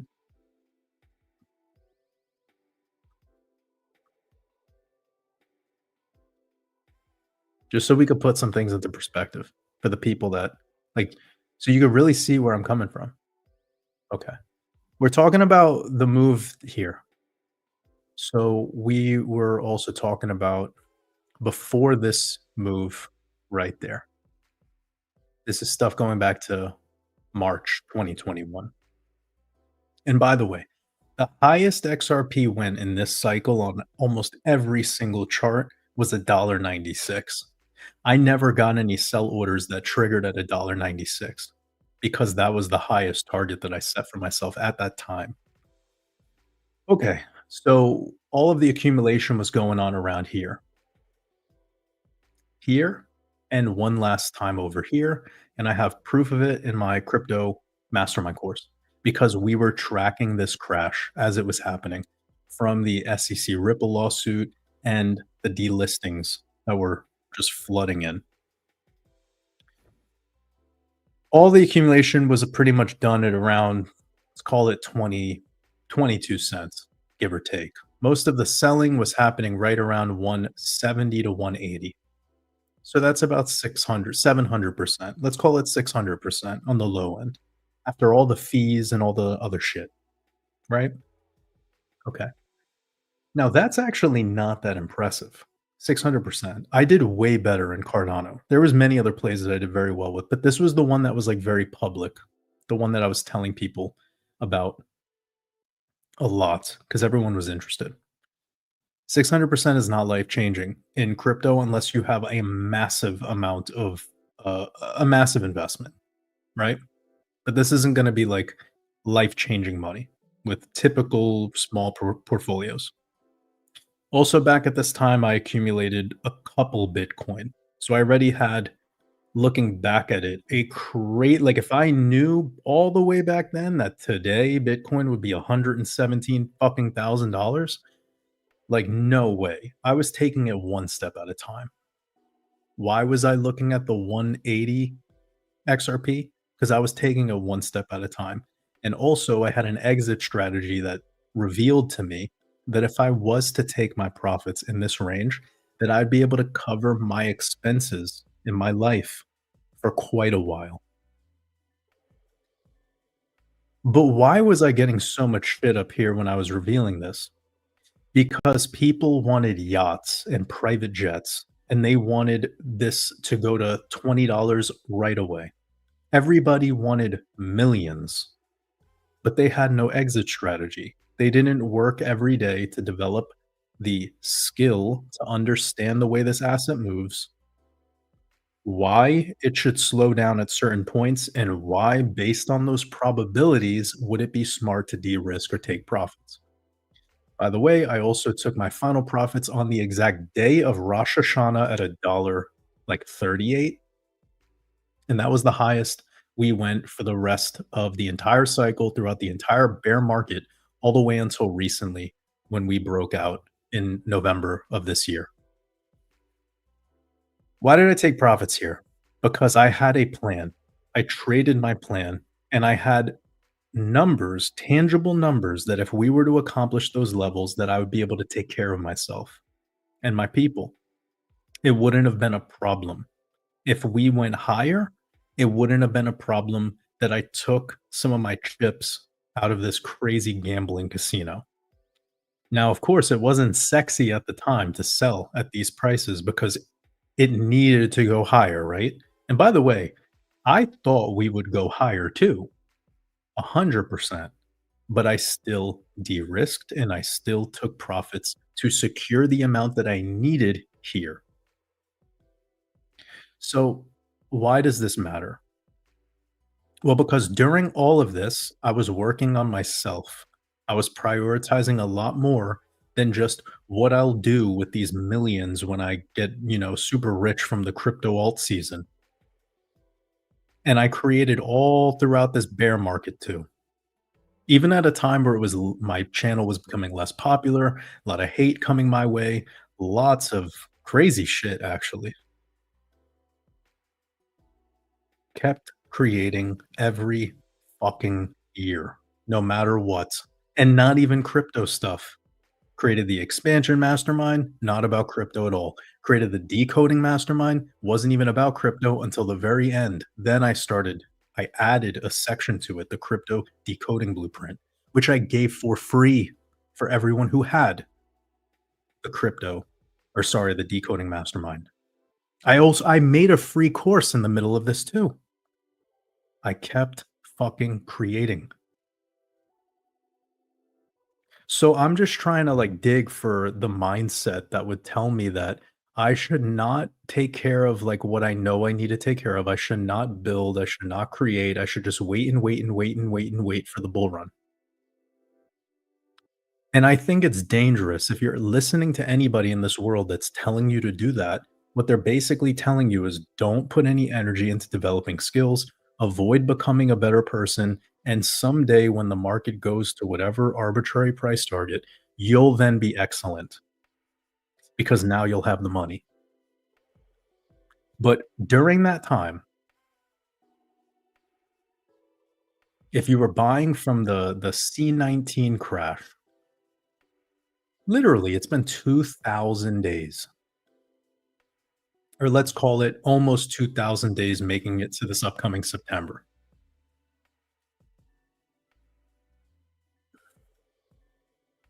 It would be kinda sad to look back at all of that time flying by you and nothing was actually like, there was no structure built below you. So I don't know, Three Diglets. I don't know if I could have compassion for those types of people because they're just not the people that I think I am speaking to. And I think those people that are getting offended by this and they're thinking that like they are one of those people, and I'm saying that I don't want those people in my world. That's not the case. I also like to uh, I like to be in communication with uncomfortable people that push me to unlock my highest potential, even if it's uncomfortable. If what I'm saying about some of these things earlier, if that's uncomfortable for you, it's probably uncomfortable for a reason because you probably do feel that it matters and that there's been avoiding. And that avoiding, I don't think is good. It's not good for you. It's like you know you need to lose weight, but you keep avoiding going to the gym. You keep avoiding eating a healthier, diet. Well, then if you keep doing the same thing and you expect a different result, that what are you gon like, right? It's on you at that point.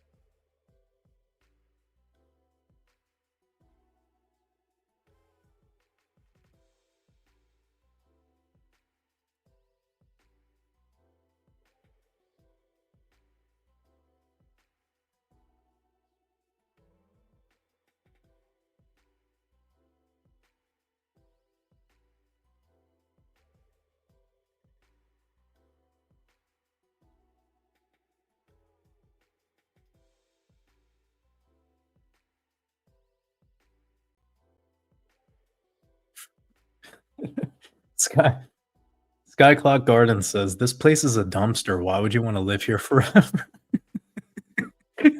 Calling Earth a dumpster is wild. I don't know. I mean, I think this world is beautiful.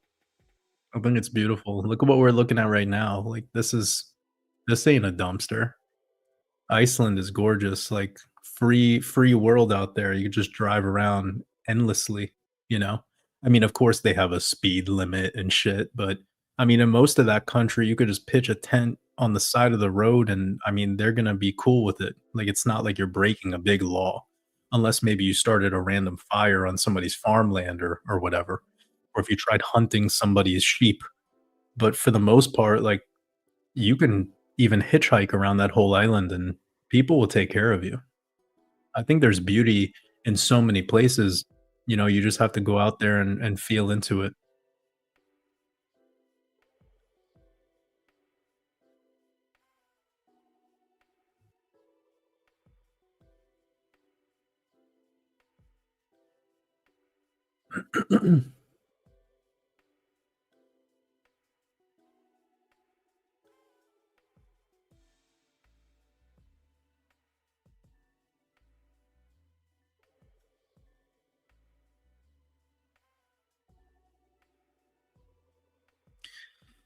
Yeah, Jenny's saying that she just heard about dry fasting yesterday. This is pretty fascinating. A lot of people are just hearing about these things right now, which is great. Whenever you stumble into it is probably when you needed to stumble into it. It's all perfect. It's all perfectly timed. Your follow-up question, Jenny, is no liquid or no food. Yeah, so it'd be just doing a water fast, but with also removing the water. And some people are a little bit more extreme where they would also remove the showering or washing their hands. Like again, I use the term extreme not to identify that as a bad thing or to say that those people who avoid all the water are like crazy or anything because they all have their own reasons and their own levels of difficulty that they've perhaps gotten to on their journey. Some people maybe live near an ocean, so doing a dry fast might be a lot easier for those people. Some people might have like really amazing, homes and lifestyles where it might be perhaps a little easier for those people. Some people might be finding out about dry fasting in the middle of the winter, or perhaps they live in a very cold country, like what we're looking at here with Iceland. And to do a dry fast in a very cold place is a pretty difficult thing to do. Funny enough, though, like all of my longest term dry fasts were always in the winter 'cause there's something about those darker, shorter days that actually makes it a little bit, um, easier, but also it feels more natural, in my opinion. Like, But when there's sunny or longer days, that's when you're getting all this amazing fruit, like high water content fresh fruit, and that's when you should be eating the food we're designed for. So yeah. Anyways, getting back to the dry fasting, it's effectively no consumption of anything, including liquid. And what's really amazing about this, Jenny, I'm not sure if you've been told, but doing a dry fast is allowing for your kidneys to get a break, which they cannot get a break during a water fast, obviously. So just keep that in mind. Like, imagine your whole body had was a skyscraper filled with millions of let's say thousands of employees, right? I don't want to get too complicated. It's filled with thousands of employees, and each little, cubicle serves its little purpose inside of your body. Well, when you do a water fast, you're basically telling the whole building to go home except for the kidneys and, like a little bit of your digestive system is always gonna be operating. All of these systems will always be operating, but, like, as for the vital organs, you're telling every single person who's working inside of the kidneys, "You can't go home. You have to stay, and you have to work." And what happens is that water, because you are a water-based being and your whole body is accepting this water and it's processing it in many different ways, not only blood, but lymphatic fluid, saliva, etcetera. You're now putting your kidneys kind of in an overload position because they have to pick up that extra work from the other employees that went home. You know what I'm saying? It's like everybody goes home, the kidneys have to stay, and they're like, "Fuck, man, I have to work so much harder now." This is why prolonged water fasting is not my favorite recommendation, and it also is a problem for a lot of people with these migraine headaches, like, they get have terrible detox symptoms during them, but when they do a dry fast, you're letting everybody go home, and the only people who are showing up is the people who are janitors. They're the custodians, they're cleaning out the house. So now your lymphatic system can actually do what it's designed to do, which is like it's your body's garbage disposal. So you get to clean house. And it's a lot easier to clean your house when everyone leaves, right? It's harder to clean your house if you have a party going on and everyone's walking around. You can't mop. The second you swipe the mop, you have new dirty feet, making it even worse because now there's water. When there's no water on the ground, you can't even see the dirt or dust most of the time. You add a little bit of water and now you can see it. Now it starts to smudge. The body's the same way. So this is not me saying I'm anti-water fasting, and by the way, I know what I'm saying is not scientifically accurate, but what I'm doing is I'm simplifying it all for everybody. That's just one of the many perks of the dry fast, is that it allows for the kidneys for once, maybe for the first time ever in your whole life, to get a 24-hour period of not needing to work so hard. And what that now does, because the filtration of lymph is through the kidneys, it can now filter properly. And this is very important.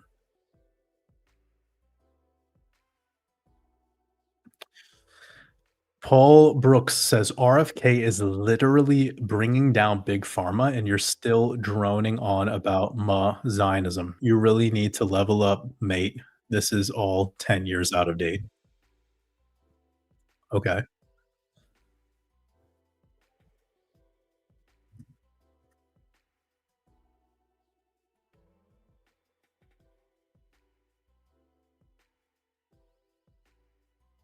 Give me a second. Stand by.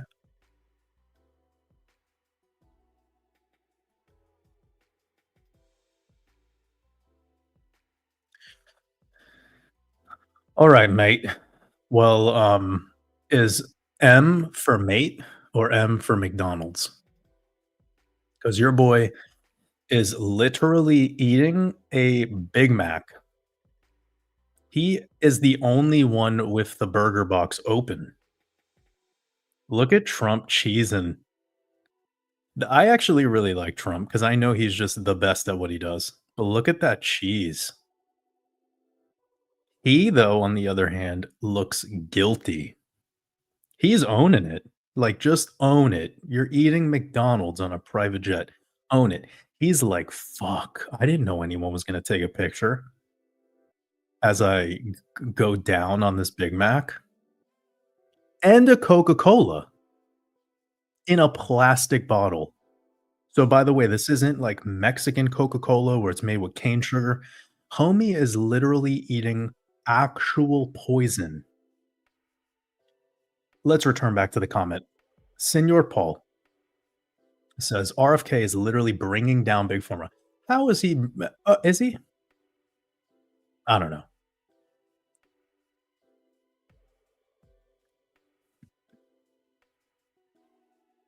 Sorry, 1 second, guys.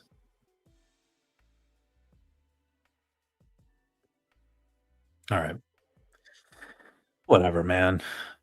How do you trust any of these people? Like, who actually has the prana to trust somebody who's in a institution called the government? Governare mentis. It means mind control. So we're gonna have to look at this for the rest of today's live stream, by the way, because Paul Brooks' big brain needed to make a point, and this is it. This is what we're gonna watch for the next maybe 10 or 15 minutes that I hang out with you guys. Um, Muff Chomp? Oh no, that's a fucked up name. You said how often or duration of fasting do you? I recommend a 48-hour dry fast every month if possible.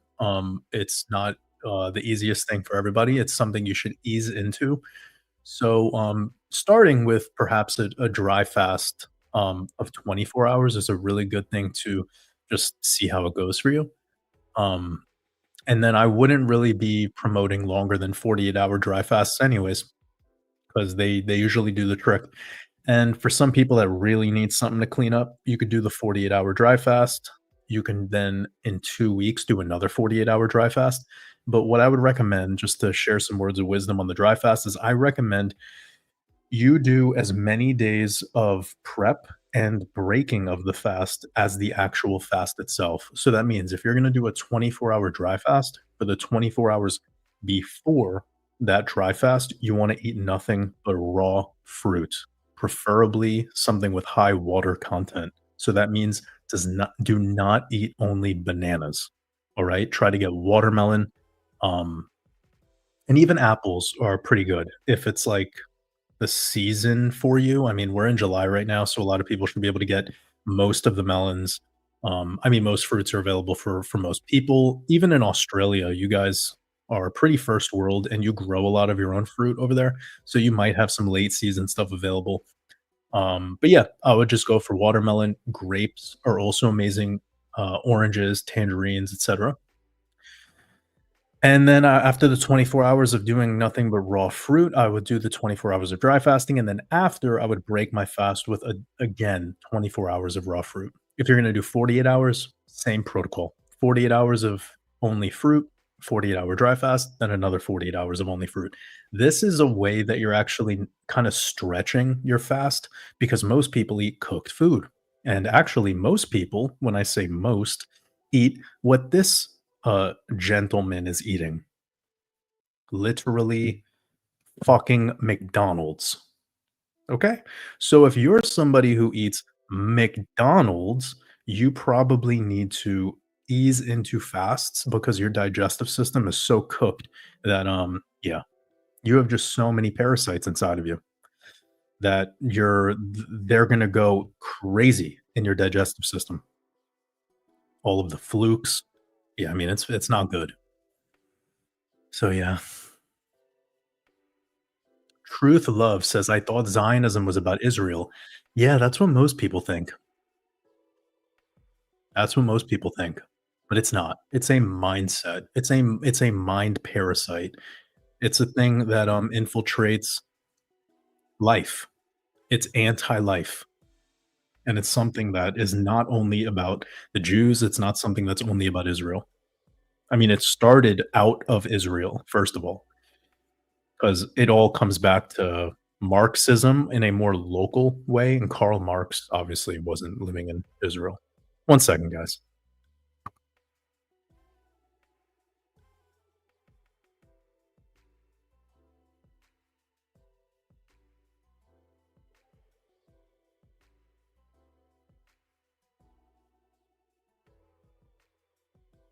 But yeah, this goes way further. Sorry, guys. I'm kind of in the middle of something right now. I really have to wrap this up soon. It's been 2 hours. But yeah, I mean, obviously, Marxism is not the start of all of that.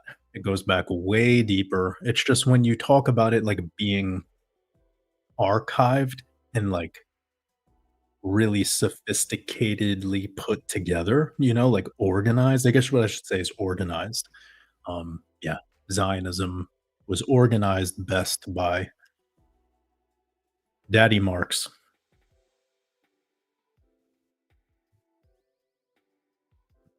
I mean, I think a lot of it actually has more to do with Switzerland than it does to, shockingly, it has more to do with Switzerland than Israel. But that's a topic for another day.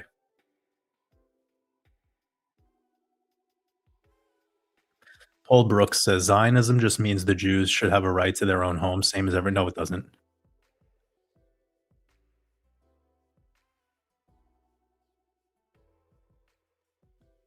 Urban Druid UK says this guy is absolutely clueless. What the fuck?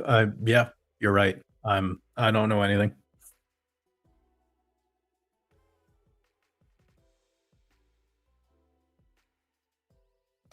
Jesse R doubles down and says he has a clue, not many though. But Jesse, you've literally been commenting throughout this live stream for at least an hour and a half. So if you also think I'm clueless, then you're just enjoying being around my clueless leadership. You're enjoying my clueless comments. That's strange.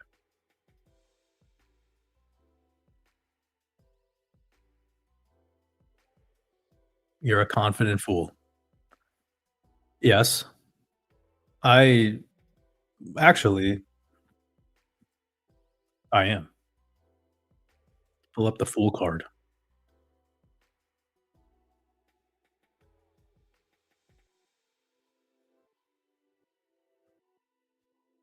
Okay, we had enough of RFK Jr. This is me. I just don't wear whatever the fuck this guy's wearing. This is a weird kind of dress with tights. But what's this is symbolic of is very, very interesting from a decoder's perspective. But yeah, the outfit is kind of strange. No offense. Okay, we should actually finish this off with beautiful things, though.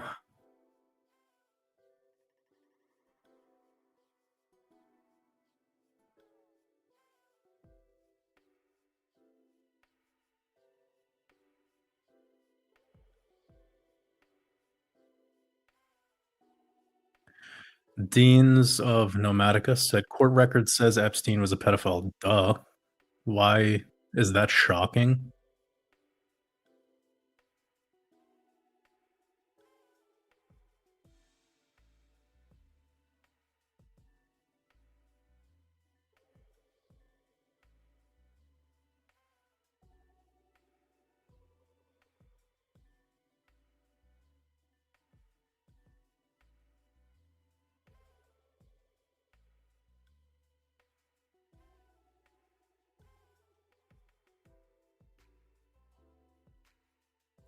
Pops the Legend says Statue of Liberty is really the Statue of Lucifer. Look it up. Yeah, I mean, like, Pops the Legend, I'm not trying to derail your outlook, and I think we will be on the same page. It's more that it's Apollyon, which yes, you can call that Lucifer too. What's really fascinating about mythology is there's a lot of crossover, right? So yeah, there's definitely crossover between liberty, libertas, justicia, um, Lady Liberty, um, and then obviously Aphrodite and what becomes Eosphorus, which is Lucifer, the light bringer or the light bearer. And then there's Apollyon. So it's Apollyon is really this concept archetype, and all of these things stem from this. So yeah, it's fascinating, but they're all more alike than they are different. And you could even include aspects of things like Athena and Minerva and Britannica and I mean Mercury, Hermes, Alexander the Great as an archetype that pretty much follows all of this. George Washington as an archetype that follows this. Another good one would be Napoleon as an archetype that follows this whole thing. Uh, what else? I mean, they're all just mythology. Like, people want these to be real characters, but in actuality, they're all just these people that are promoted by the powers that be, that by the apex predator or the Illuminati or whatever you want to call them. They are just the living, breathing vessel for that mythological archetype. Like, pretty much the best way to put it, I think. And that's what I think is happening right now on our world stage. And in many ways, the movies are showing us this. Like Star Wars, I think, does a really good job at sharing this with us, but in a way that most people aren't gonna see, that they're just revealing the truth through, um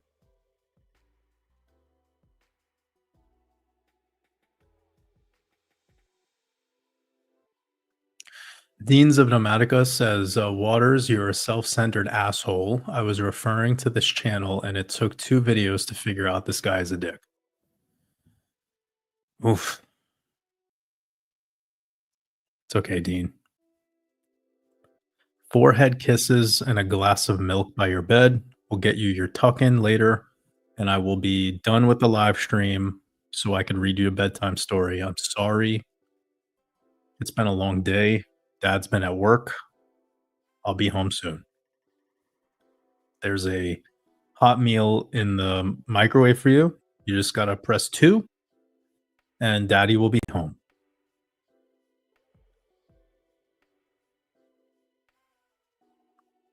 Pop's the legend. Love you too.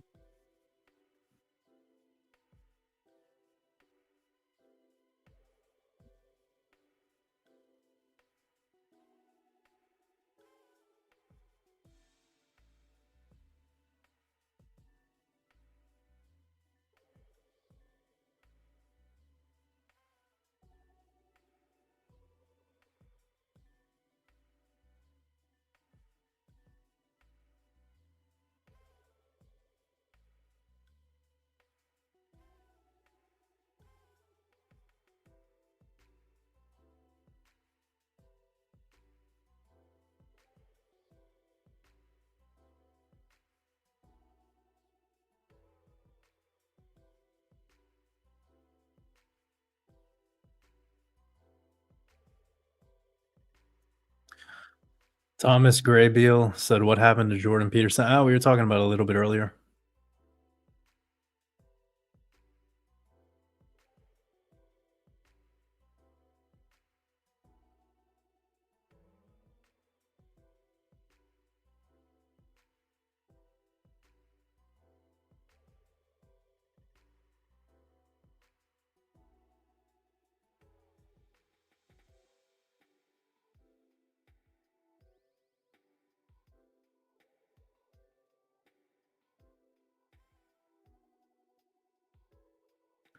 Aaron Storm, lots of love over to the Netherlands and all the Dutch Wolves.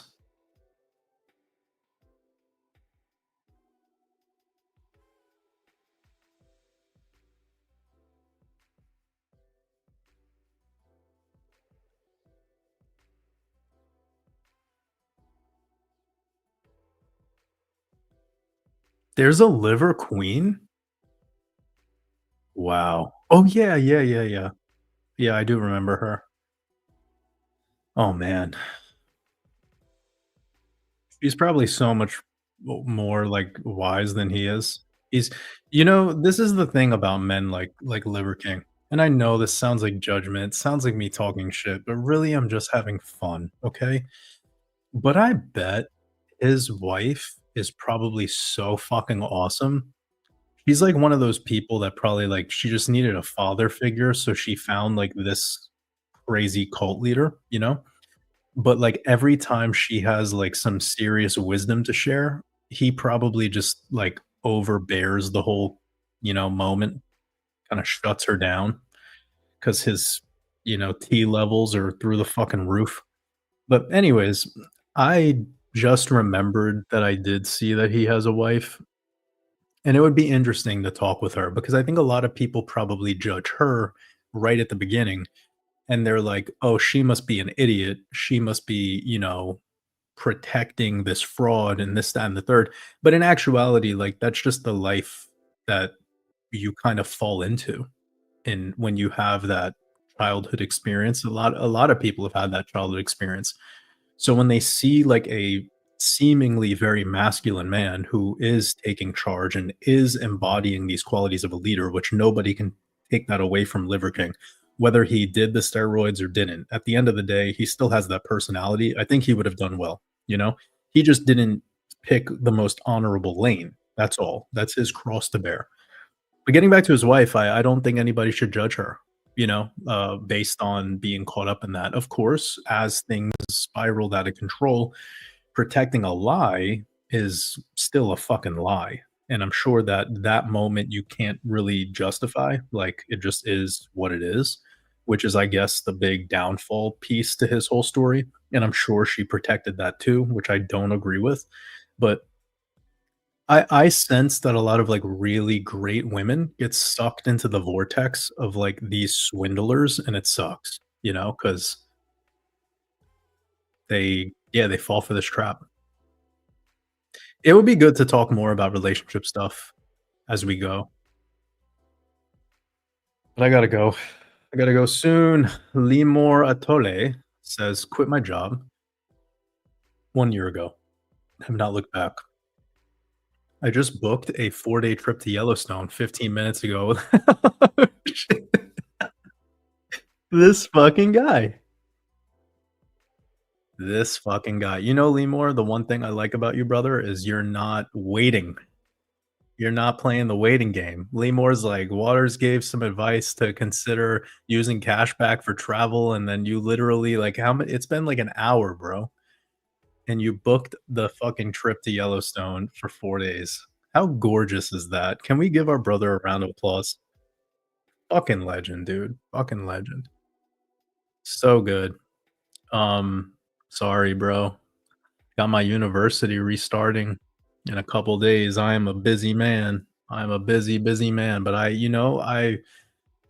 love that energy, man. That is so cool. So cool. Appreciate you, brother. I appreciate the super chat too, but I love this action. This is dope. Have fun out there, man. I mean, I'm trying to think of a good recommendation because I've been to Yellowstone many times. There's probably some gems. Can't think of off the top of my head right now, but it's beautiful, man. I mean, get as much of that ground covered as possible and get out early is another recommendation because it's July, so it's gonna be hot as fuck there and it's gonna be busy, So I would recommend get out early and just enjoy your time, man. That's gonna be so fun. Highlight of today's live stream.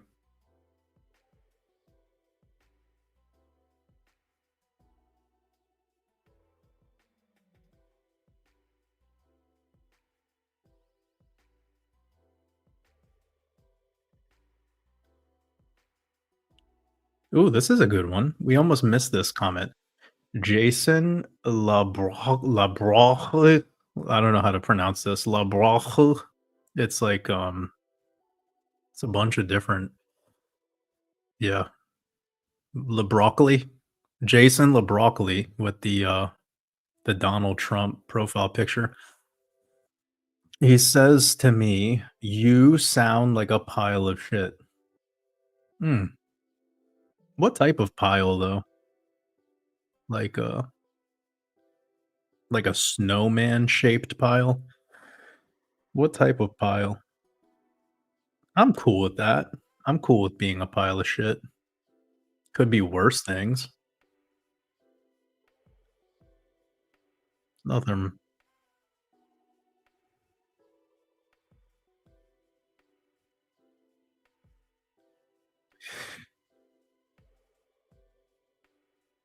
Yo, fucking 3 Diglets, bro? You hitting me up with these crazy super chats. Okay, you said waters. Actually, you're right. I take back what I said in my you're flexing, dog. This is wild, and you better reach out to me via email because I got a gift for you. You said, "Fuck compassion, gotta get to work. I'm making a Grammy award-winning beat tonight." Dog, this is what I'm fucking talking about. Alright, dude, you need to get in our university. I'm gifting it to you, legend today with these super chats, and then I wanna hear your beat. I'm so excited. I might even make a beat this week too. 'Cause I'm just like, I'm fired up, bro. Everyone's talking about Epstein and Trump and this, that, and the fucking third. I wanna make some music. I wanna make some art. You're now I'm down. Now I'm inspired. Love you, 3 Diglets. Dancing in a dream. How are you doing? Sending you lots of love.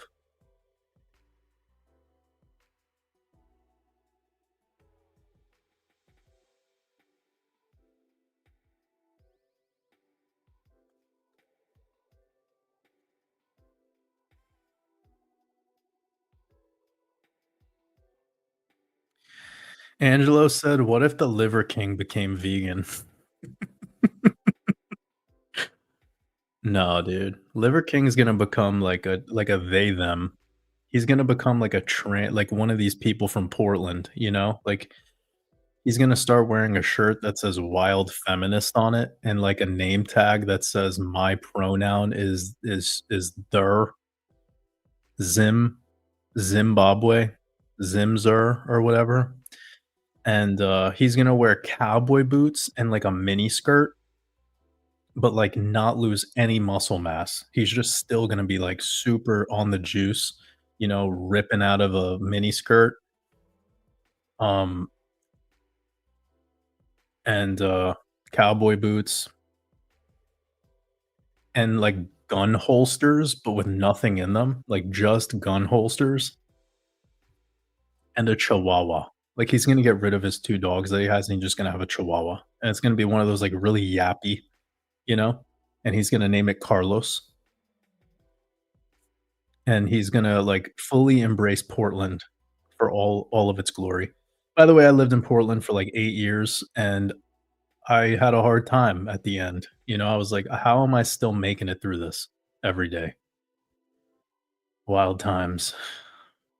But they had amazing coffee, amazing restaurants, really nerdy people similar to me that just wanted to get better at their craft. But then all this woke shit really fucked it all up.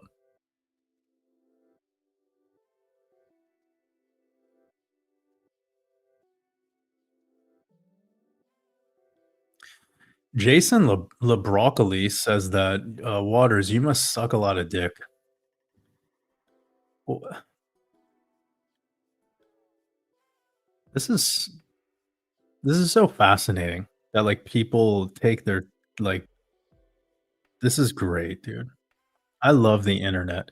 You know, I'm from New York, and in where I come from, like, if you say this stuff to people, like, they take the palm of their hand and they shove it in your nose.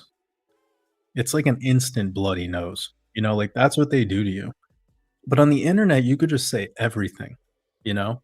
Like, you could just say everything. It's crazy. It's fascinating.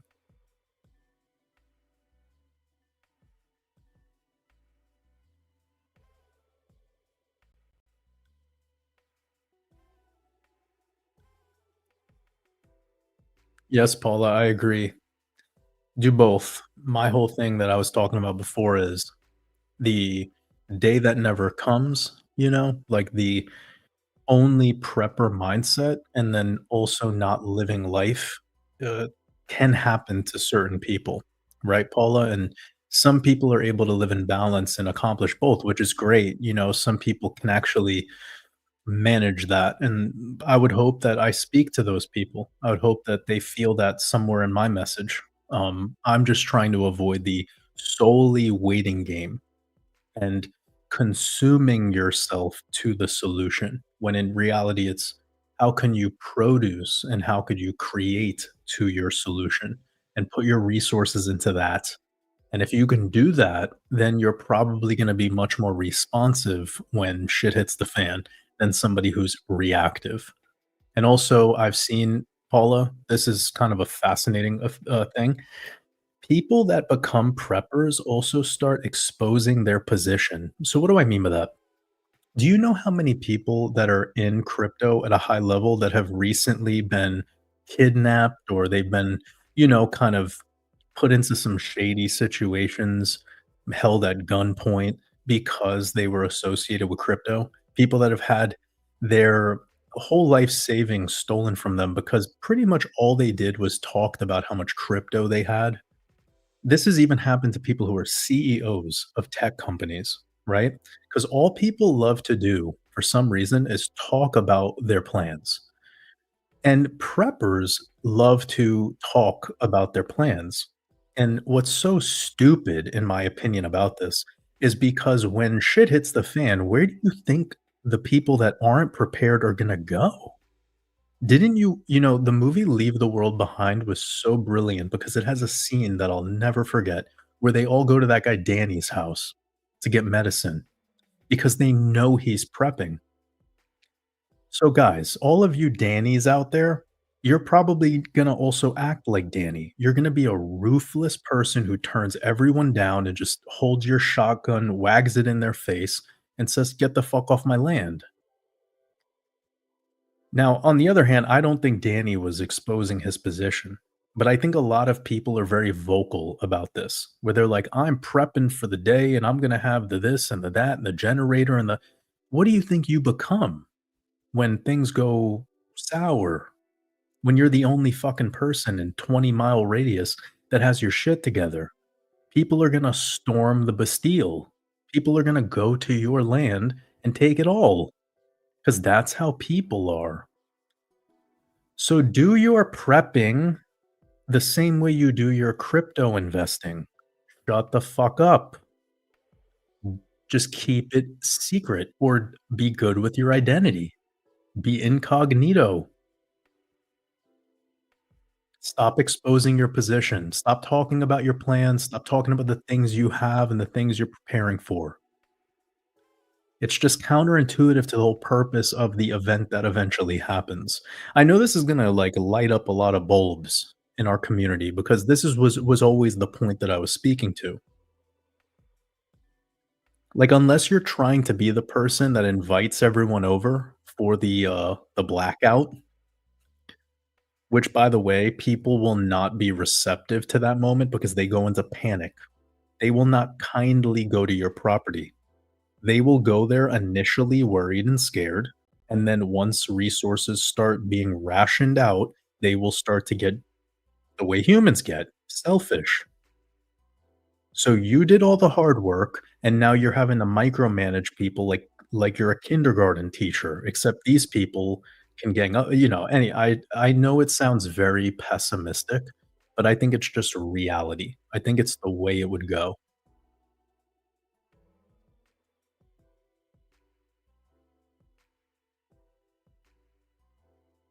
Wow. Shout out to Joe Potter. Joe was vulnerable with us, and they said, "My ex's parents won 10 million, broke, and divorced within 5 years." That's really sad to hear. Heavy Glass says, "You never seen someone become wealthy and use that to do good things for their community." Well, we were generalizing before. I'm sure there's examples, but I've never seen it in my reality, outside of things that were connected to my business. So the people that found Waters Above. I'm talking about in my personal life, like the random people that I'm meeting or the people that I've met before creating this. No, never, not once. Here, it's much different because we're speaking legitimately to those people. We're trying to literally grow a global community of people that has their shit together and isn't treating it like a big cult and also isn't gonna be purely material about their winnings.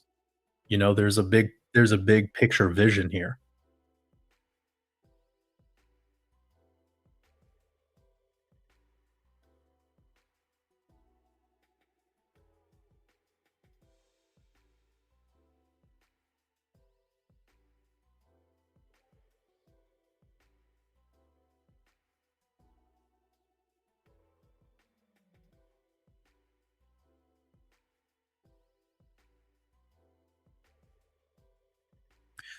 Angelo, I appreciate your super chat. You said, "Good morning. It's been a while since I tuned in. What is going on with AI and people using it to talk to higher conscious?" Well, people are all AI is user submissions. So it's just what we've put into it. We built AI. Some technocrats built the infrastructure and we're giving it all the food. So we're feeding I guess is the better way to put it. We're feeding AI and what it spits out is the responses to the queries. So we're feeding it and then it's literally we're the sewage line. Kind of fascinating.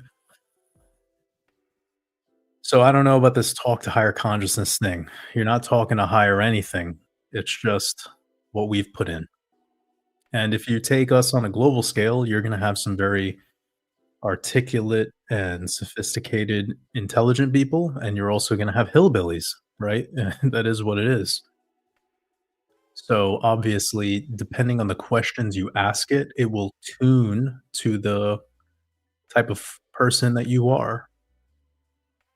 So, if you're asking it a more sophisticated question, it's a better prompt, a more dialed in, starting point. It will give you more dialed in responses. Doesn't mean those responses are true, doesn't mean those responses are accurate. I mean, I've had so many issues with ChatGPT with getting factual information about basic shit like gold's price and how the market cap would adjust based on its price per ounce in USD. Like giving completely inaccurate data, stuff that I know I could figure out on my own, but it might be a little bit of maths. And then once I asked ChatGPT about it, it is completely inaccurate. And I'm like, how did it fuck up this math?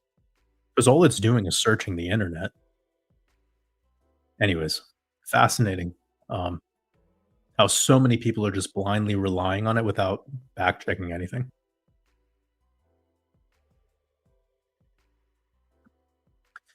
Alex, I appreciate your super chat, brother. You said, "Why do you think they care so much about acquiring and maintaining control?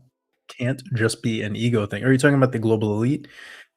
I mean, I don't really think it's that way, Alex. Like, what I would like you to do to perhaps compassionate what's happening here, and it's not to like let the elite off the hook, but it's just to tap into something that I've tapped into quite a while ago that's allowed me to not get discouraged. Okay, it's not me saying that I'm better than anyone. I'm just trying to say it's allowed me to not be discouraged and all for being distracted, so that I could protect my prana and put my life force energy into what serves me.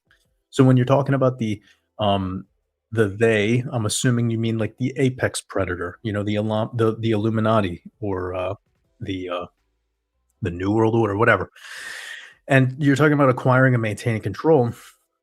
What does a lion do out in the jungle? Right? Like it knows that other animals are always trying to either protect them. Their other animals are trying to avoid being eaten by lions. Some animals know that determining on their numbers, they could take out a lion, like 10 hyenas could take out a lion. This is all kind of coming back to what would a lion do in a situation when they're outnumbered, right? So the elite, they're supremely outnumbered, and it's part of their survival plan to maintain their survival whilst being outnumbered. The only difference is it was actually, no, there is no difference because people have always been upset at the king. People have always been mad at their leaders. People have always been also obsessed with their leadership and believing their leadership has power. Like earlier, somebody was talking about how the whole Epstein thing is going to lead to the fall of the British crown or what. Bro, that's all imaginary. The only reason that there's power in the quote unquote British crown or the people of British nobility is because we believe they matter. The only reason Donald Trump has any power is because we believe he matters. If everyone in the world stage right now just took away their belief about the power tied to that individual, it wouldn't work. So revolution is the end game for a lot of these empires falling, and we're at the precipice of something like this occurring, where the people, I hope, maybe I'm being a dreamer, but the people will get so fed up with the fuckery that they're just gonna give up, and it's just ooh, I shouldn't talk about this because this is, like, kind of on the grounds of me exposing plans, but that's not my intention because I believe the best and most most epic protest of them all is to just become excellent. Like, I know that's gonna be like, "What? What did he say?" Bro, just become better. Become more excellent. You have a money problem? Fix your money problem. You have a health problem? Fix your health problem. You have a relationship problem? Fix your relationship. You wanna know how you fix those things? Put in the fucking work. Become excellent. And then you're not worried about what Epstein did or what Obama's doing or what Tom Hanks you don't I don't worry about that. Joe Biden isn't feeding me breakfast in bed. Get so excellent that you could take care of yourself, and get so excellent that you could take care of your mother and father. If they're not in your life, get so excellent that you could take care of the people that are closest to you. Get so excellent that you become the fucking sun. Yes, the sun burns some people, but also we want the sun when it goes away. The sun doesn't apologize for burning you. Become that. Become unapologetically excellent. And then what the New World Order is up to is no longer your concern because you don't think about how they're controlling you. You've created a life for yourself where you have a key to every pair of handcuffs that could possibly exist. Become an escape artist. How do you become that? Be more excellent. Literally. If you want to become an escape artist, you must learn how to breathe underwater longer. You must learn how to become elusive. But that's not what they did to all of us. The psyop was celebrity and fame. They want you to think that your value should come in the package deal of you being known. Be nobody. Be fucking Satoshi. Be Satoshi. I know that sounds crazy, but, like, that's what Jack, Dorsey is quietly revealing to people, but obviously he chose the path of kissing the ring, and yeah, he's part of the psychological operation too, but I know there's some wisdom in that man, and I know he's kind of revealed it silently and also obviously exoterically, but there's something there. Become excellent. And you don't have to flex it, you don't have to show it in material ways, you just need to be better, have more skills. I know it sounds so simple. Waters is telling me be better. What I'm really trying to tell you is that if you put your energy into becoming more excellent and remove where you normally leak your energy into the bullshit happening on the world stage, then you'll shift from waiting for somebody to change your life to you changing your life. You'll start to pave your own roads that you can walk down. And once you pave your own road, because you put in the effort to do such, you'll be grateful for the process. You'll be grateful for all the roads that were built that connect to the one you built. Right now, you're driving cars on roads. You don't give a fuck who built them. You're complaining about the potholes. Mm, you're complaining about the fucking pothole. That's Epstein. That's Diddy. That's Trump. It's a fucking pothole. He is not the road. But you guys are giving power to these people. You're making the Rothschilds the road. They're not. You can become the maker of roads. It shouldn't trigger anyone. I'm removing power from these fucking bloodthirsty pedophiles, and I'm giving it to you. Take it. Put the crown on your own fucking head.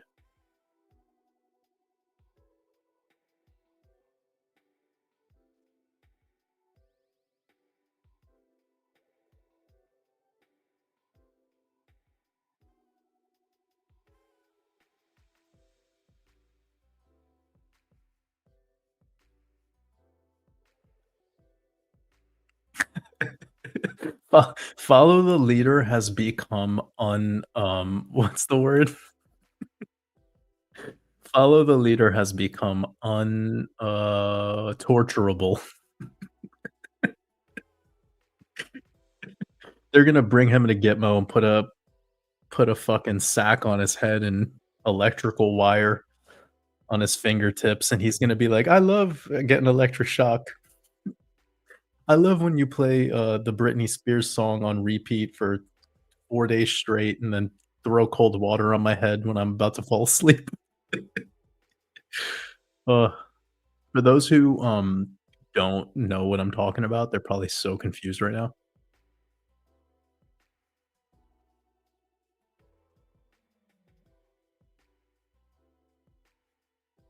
Yeah, we gotta get the BitBoy arrest signal indicator on TradingView.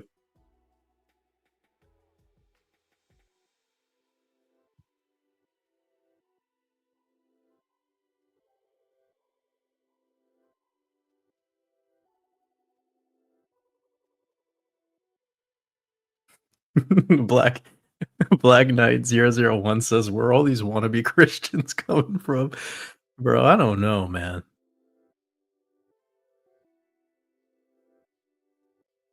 Black Leffy says they want you to be Jesus. I don't know, man. I think people I think people just don't wanna see the God in themselves, and then they get offended by very base level stuff.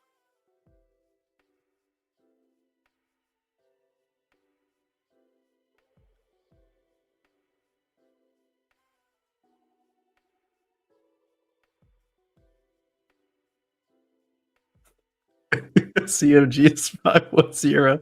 No, you guys are great, bro. I love everybody in this right here. You guys are amazing. Whoa, is this a conspiracy?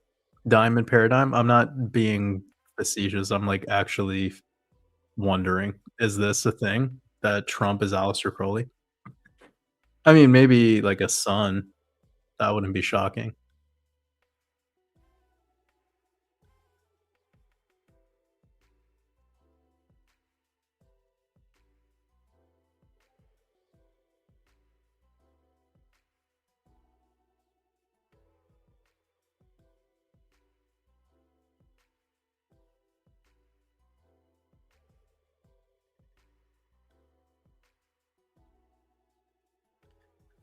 Got a super chat from Goody213. He said, "Can you check out the chart and see if this meme coin could go to the moon?"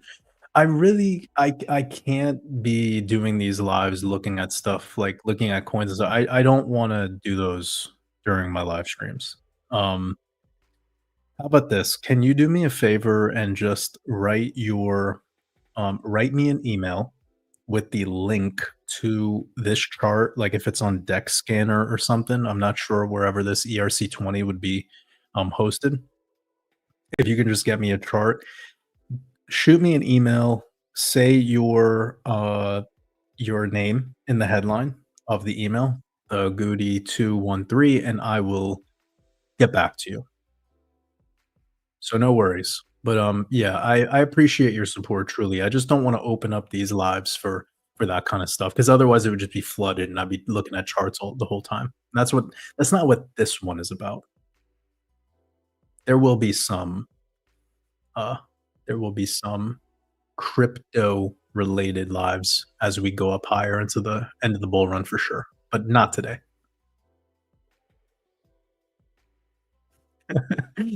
Reviva Healing says you can't trust a person who doesn't curse. I love that.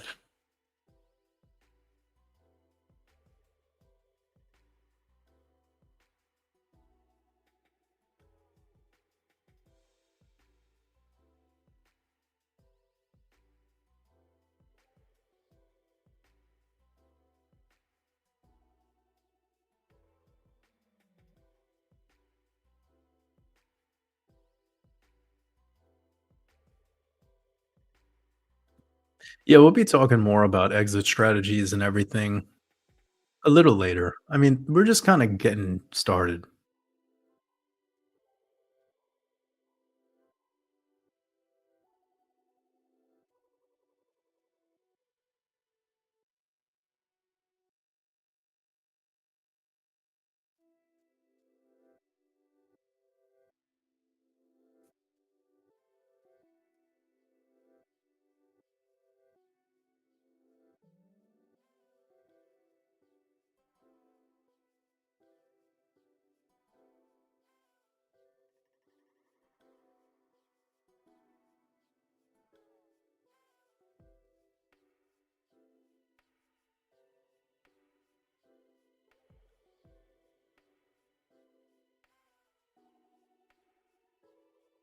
Wakey, I appreciate that. Lots of love.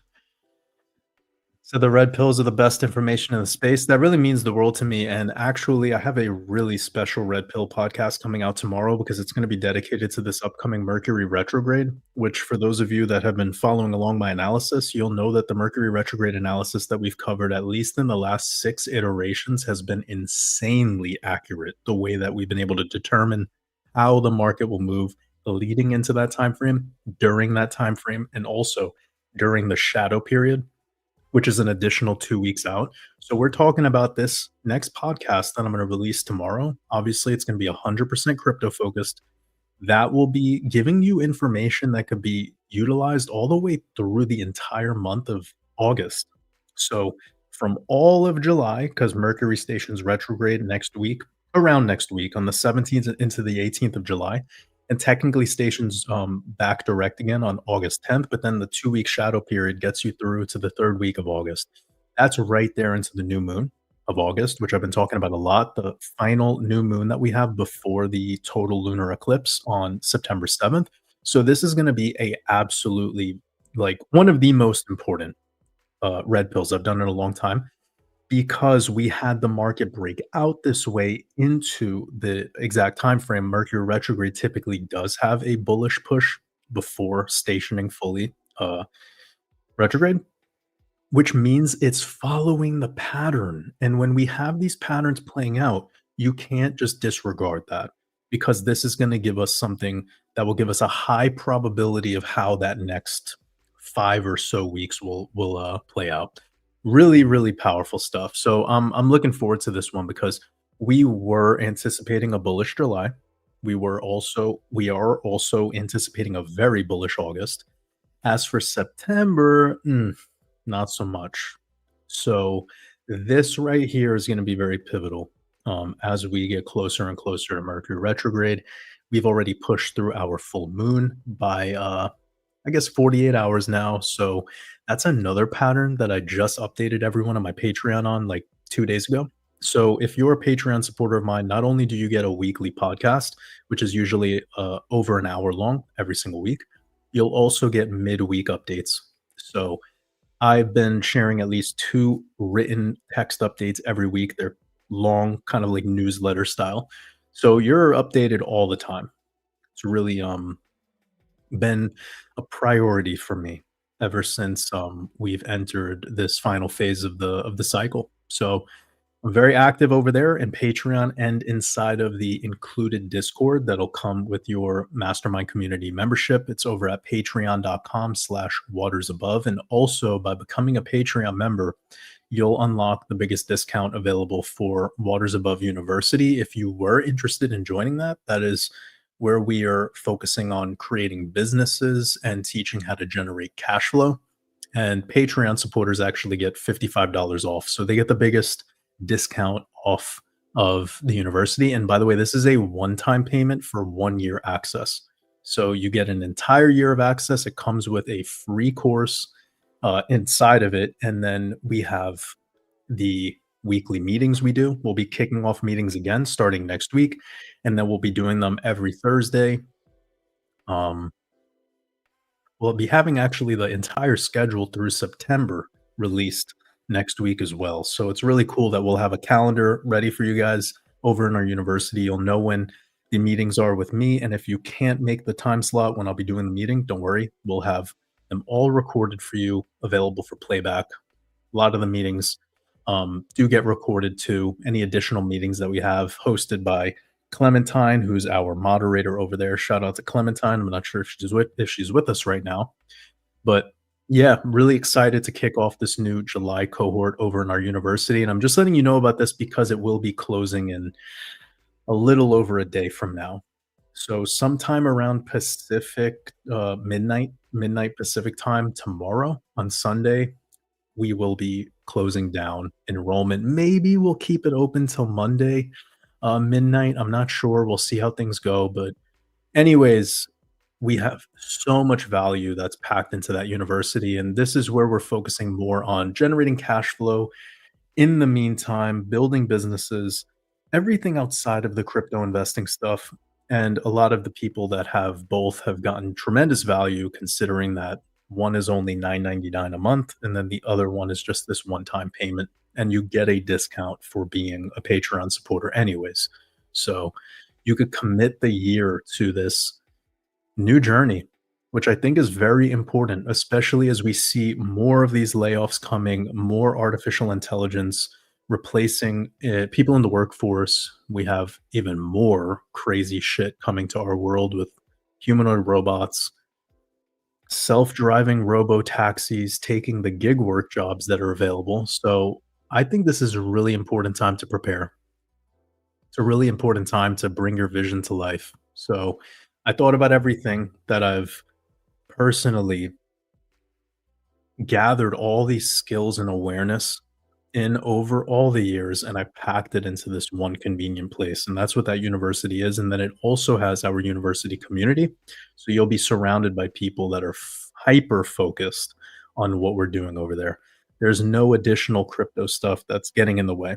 And it's really cool for certain people that want to actually stay focused because they've already built their portfolios. They already have been invested in these markets. And now they're shifting their energy into the day to day, what they can do between now and the take profit time frame. So consider checking out watersabove.com/university if you'd like to learn more about that. And then again, tomorrow I'll have the new Red Pill podcast available over at patreon.com/watersabove. We'll be decoding this Mercury retrograde. Last week, we were decoding this crypto week, which we're about to move into. The week before that, we were doing a really crazy 4th of July decode that actually worked out amazingly because talked about the market pivoting into that time frame. And of course, we've now seen this occur in the charts. And the fact that the market is moving up into this crypto week starting in a couple days is very reminiscent actually of what we did back in May leading into the Bitcoin conference. I'm not saying it's going to turn out to be the exact same way, but the setup is very similar where we have a full moon pump. The market got very overbought regarding the altcoins. You know, we went from like oversold RSIs to like RSIs in the high 80s across many altcoins in a rapid period of time. It's kind of what just happened. The market just woke up, went up really quick, very fast, and that's not very healthy, especially when it's happening on a full moon. It's tied to an exoteric event too. That's a all eyes on crypto moment. It definitely kind of tastes fishy.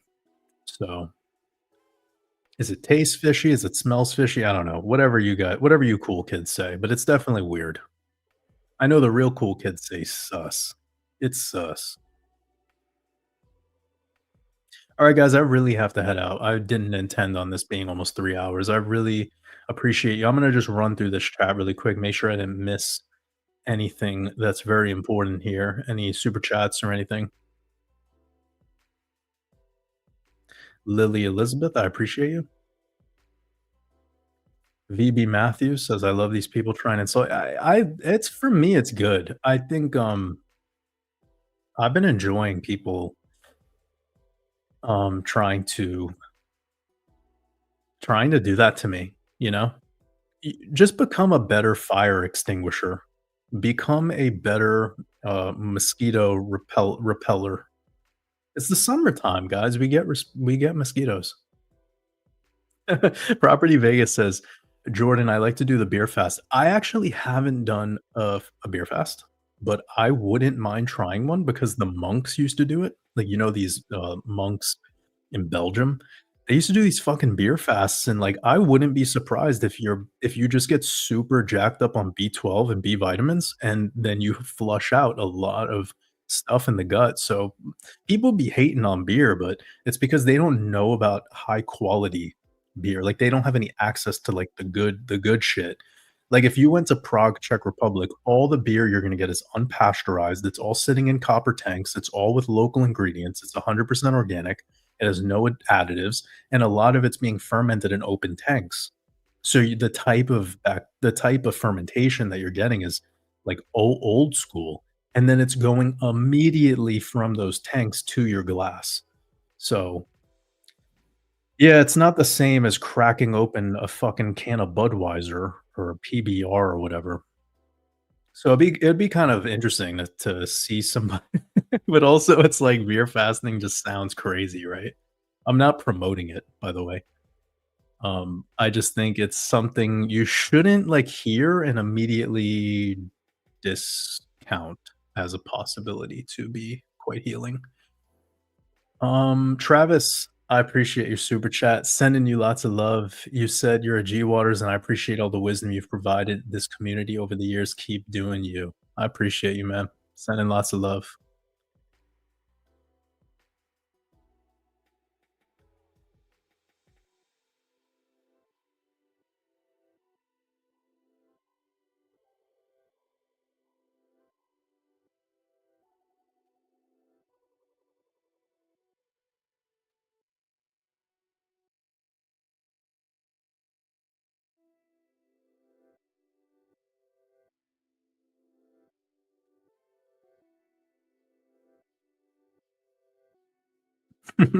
Lane, I appreciate you.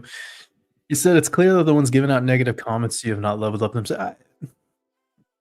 I think I love it, you know, I think it's good. I think the hate is refining me, you know? Any hate that I get, it's like my opportunity to sharpen the sword, you know? And now it's like a Ginsu blade, like it just slices with very little effort. I think it's funny. Every time we get any hate around here, we get to have fun. Instead of getting mad and getting upset and taking it personally, we get to have fun. We get to give out little kisses on the forehead and, tuck the babies in, you know? They need nap time. Like, when a kid it's getting all like, you know when kids start screaming and shit and you know they just need a nap? This is how you gotta treat the haters. It's like, "Is it nap time, sweetie?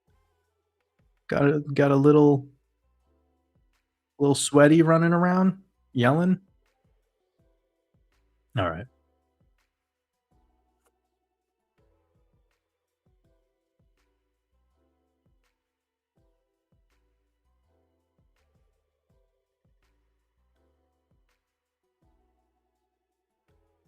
Derek, I appreciate you becoming a YouTube member, sending lots of love.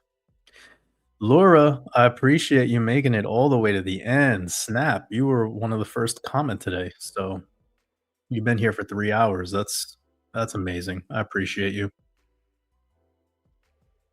Alex, sending lots of love. Appreciate that follow-up.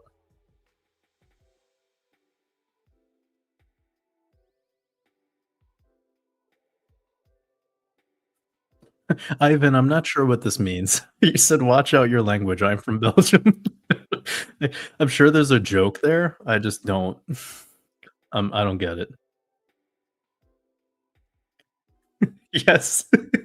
La lasers go poop. It's just don't hit your kids. Yes, we never hit our kids. We just know that when they're getting a little, you know, a little crazy, it's you gotta give them a warm milk, a tuck in, read them, you know, give them give them a little bedtime story, kiss on the forehead, tell them it's tomorrow's another day. All right. All right, guys.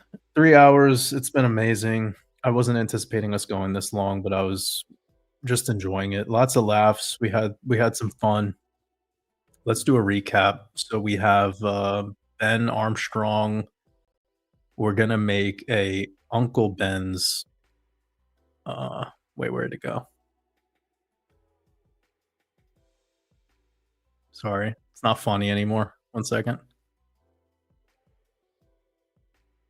So we're gonna make an Uncle Ben's slash Ben Armstrong collab. That's in the making.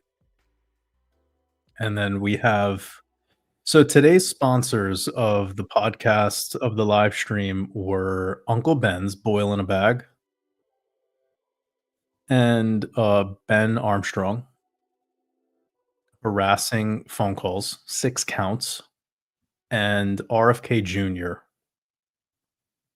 eating a Big Mac on Air Force One, washing it down with a plastic bottle Coca-Cola. Like, you wanna know something clearly funny here is, like, Trump gets, like, some special sauces. Like, hold up, bro, has anyone ever talked about this? Has anyone ever fucking talked about I think I'm this is breaking news. You know when people on X are like, "Breaking news," like, in all caps? Like, this is breaking news. Do you see these sauces? What are they? What are they? What are those? Those white labeled glass bottles. Why does Trump get special sauce? And our boy RFK Jr. is going with, like, some plastic whatever thing. Like, this is that high fructose corn syrup, red dye 40, yellow 80. Like, it has more chemicals than the shit that he's injecting in himself to have his, fake muscle mass that he has. But my boy Trump with the cheese and smile, he's dipping his fries in some Nickelodeon green slime or something. What does he get? Why does he get glass bottled, ketchup? His bottles don't even have labels on them. They have, like, QR codes. This is, like, pharmaceutical grade. This is the decode you guys didn't know you needed.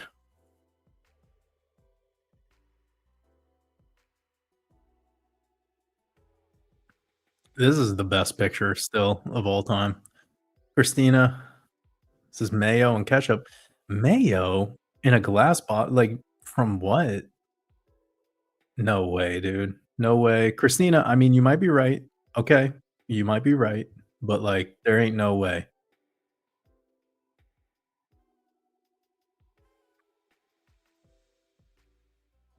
The other classic part about this is, homie over here just being totally owning this picture, and then how nervous RFK Jr. is. Like, that combo of holding up the empty fries is, like, fucking textbook, and then he's like, why? I wasn't expecting this." What is this in here? Are these nuggets? Yo, tell me these are the nuggets. Can you confirm, guys? I haven't eaten this slop in, like, I don't even fucking know how long, 2 decades or more? What is in this box? Is this chicken nuggets? Because if it's nuggets, you guys know what that shit is made out of.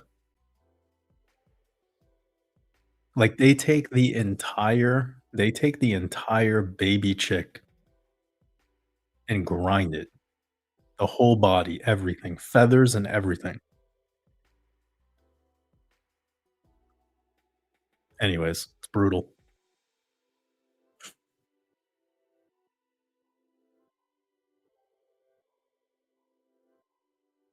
Alright. Lane says, "Jordan, did you see the photo of Laura Trump with 2 black swans in front of Trump's famous ear bullet?" No. Can you send that to me? No, I haven't seen that. I'm kind of out in the loop, but is this new? New development? Definitely. Definitely send it my way.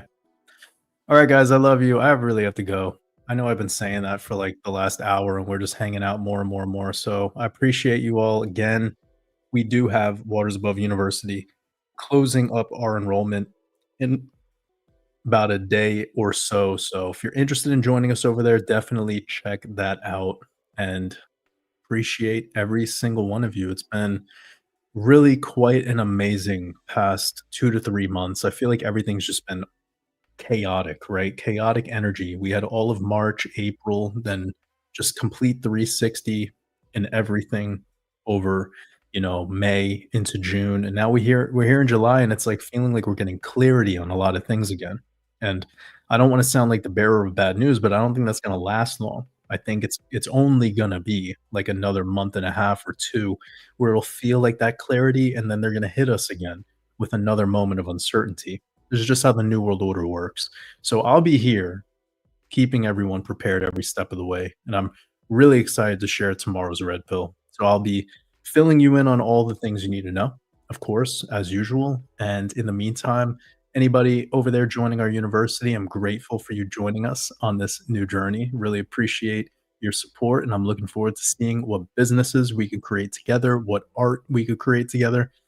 And I'll catch the rest of you all very soon. Much love.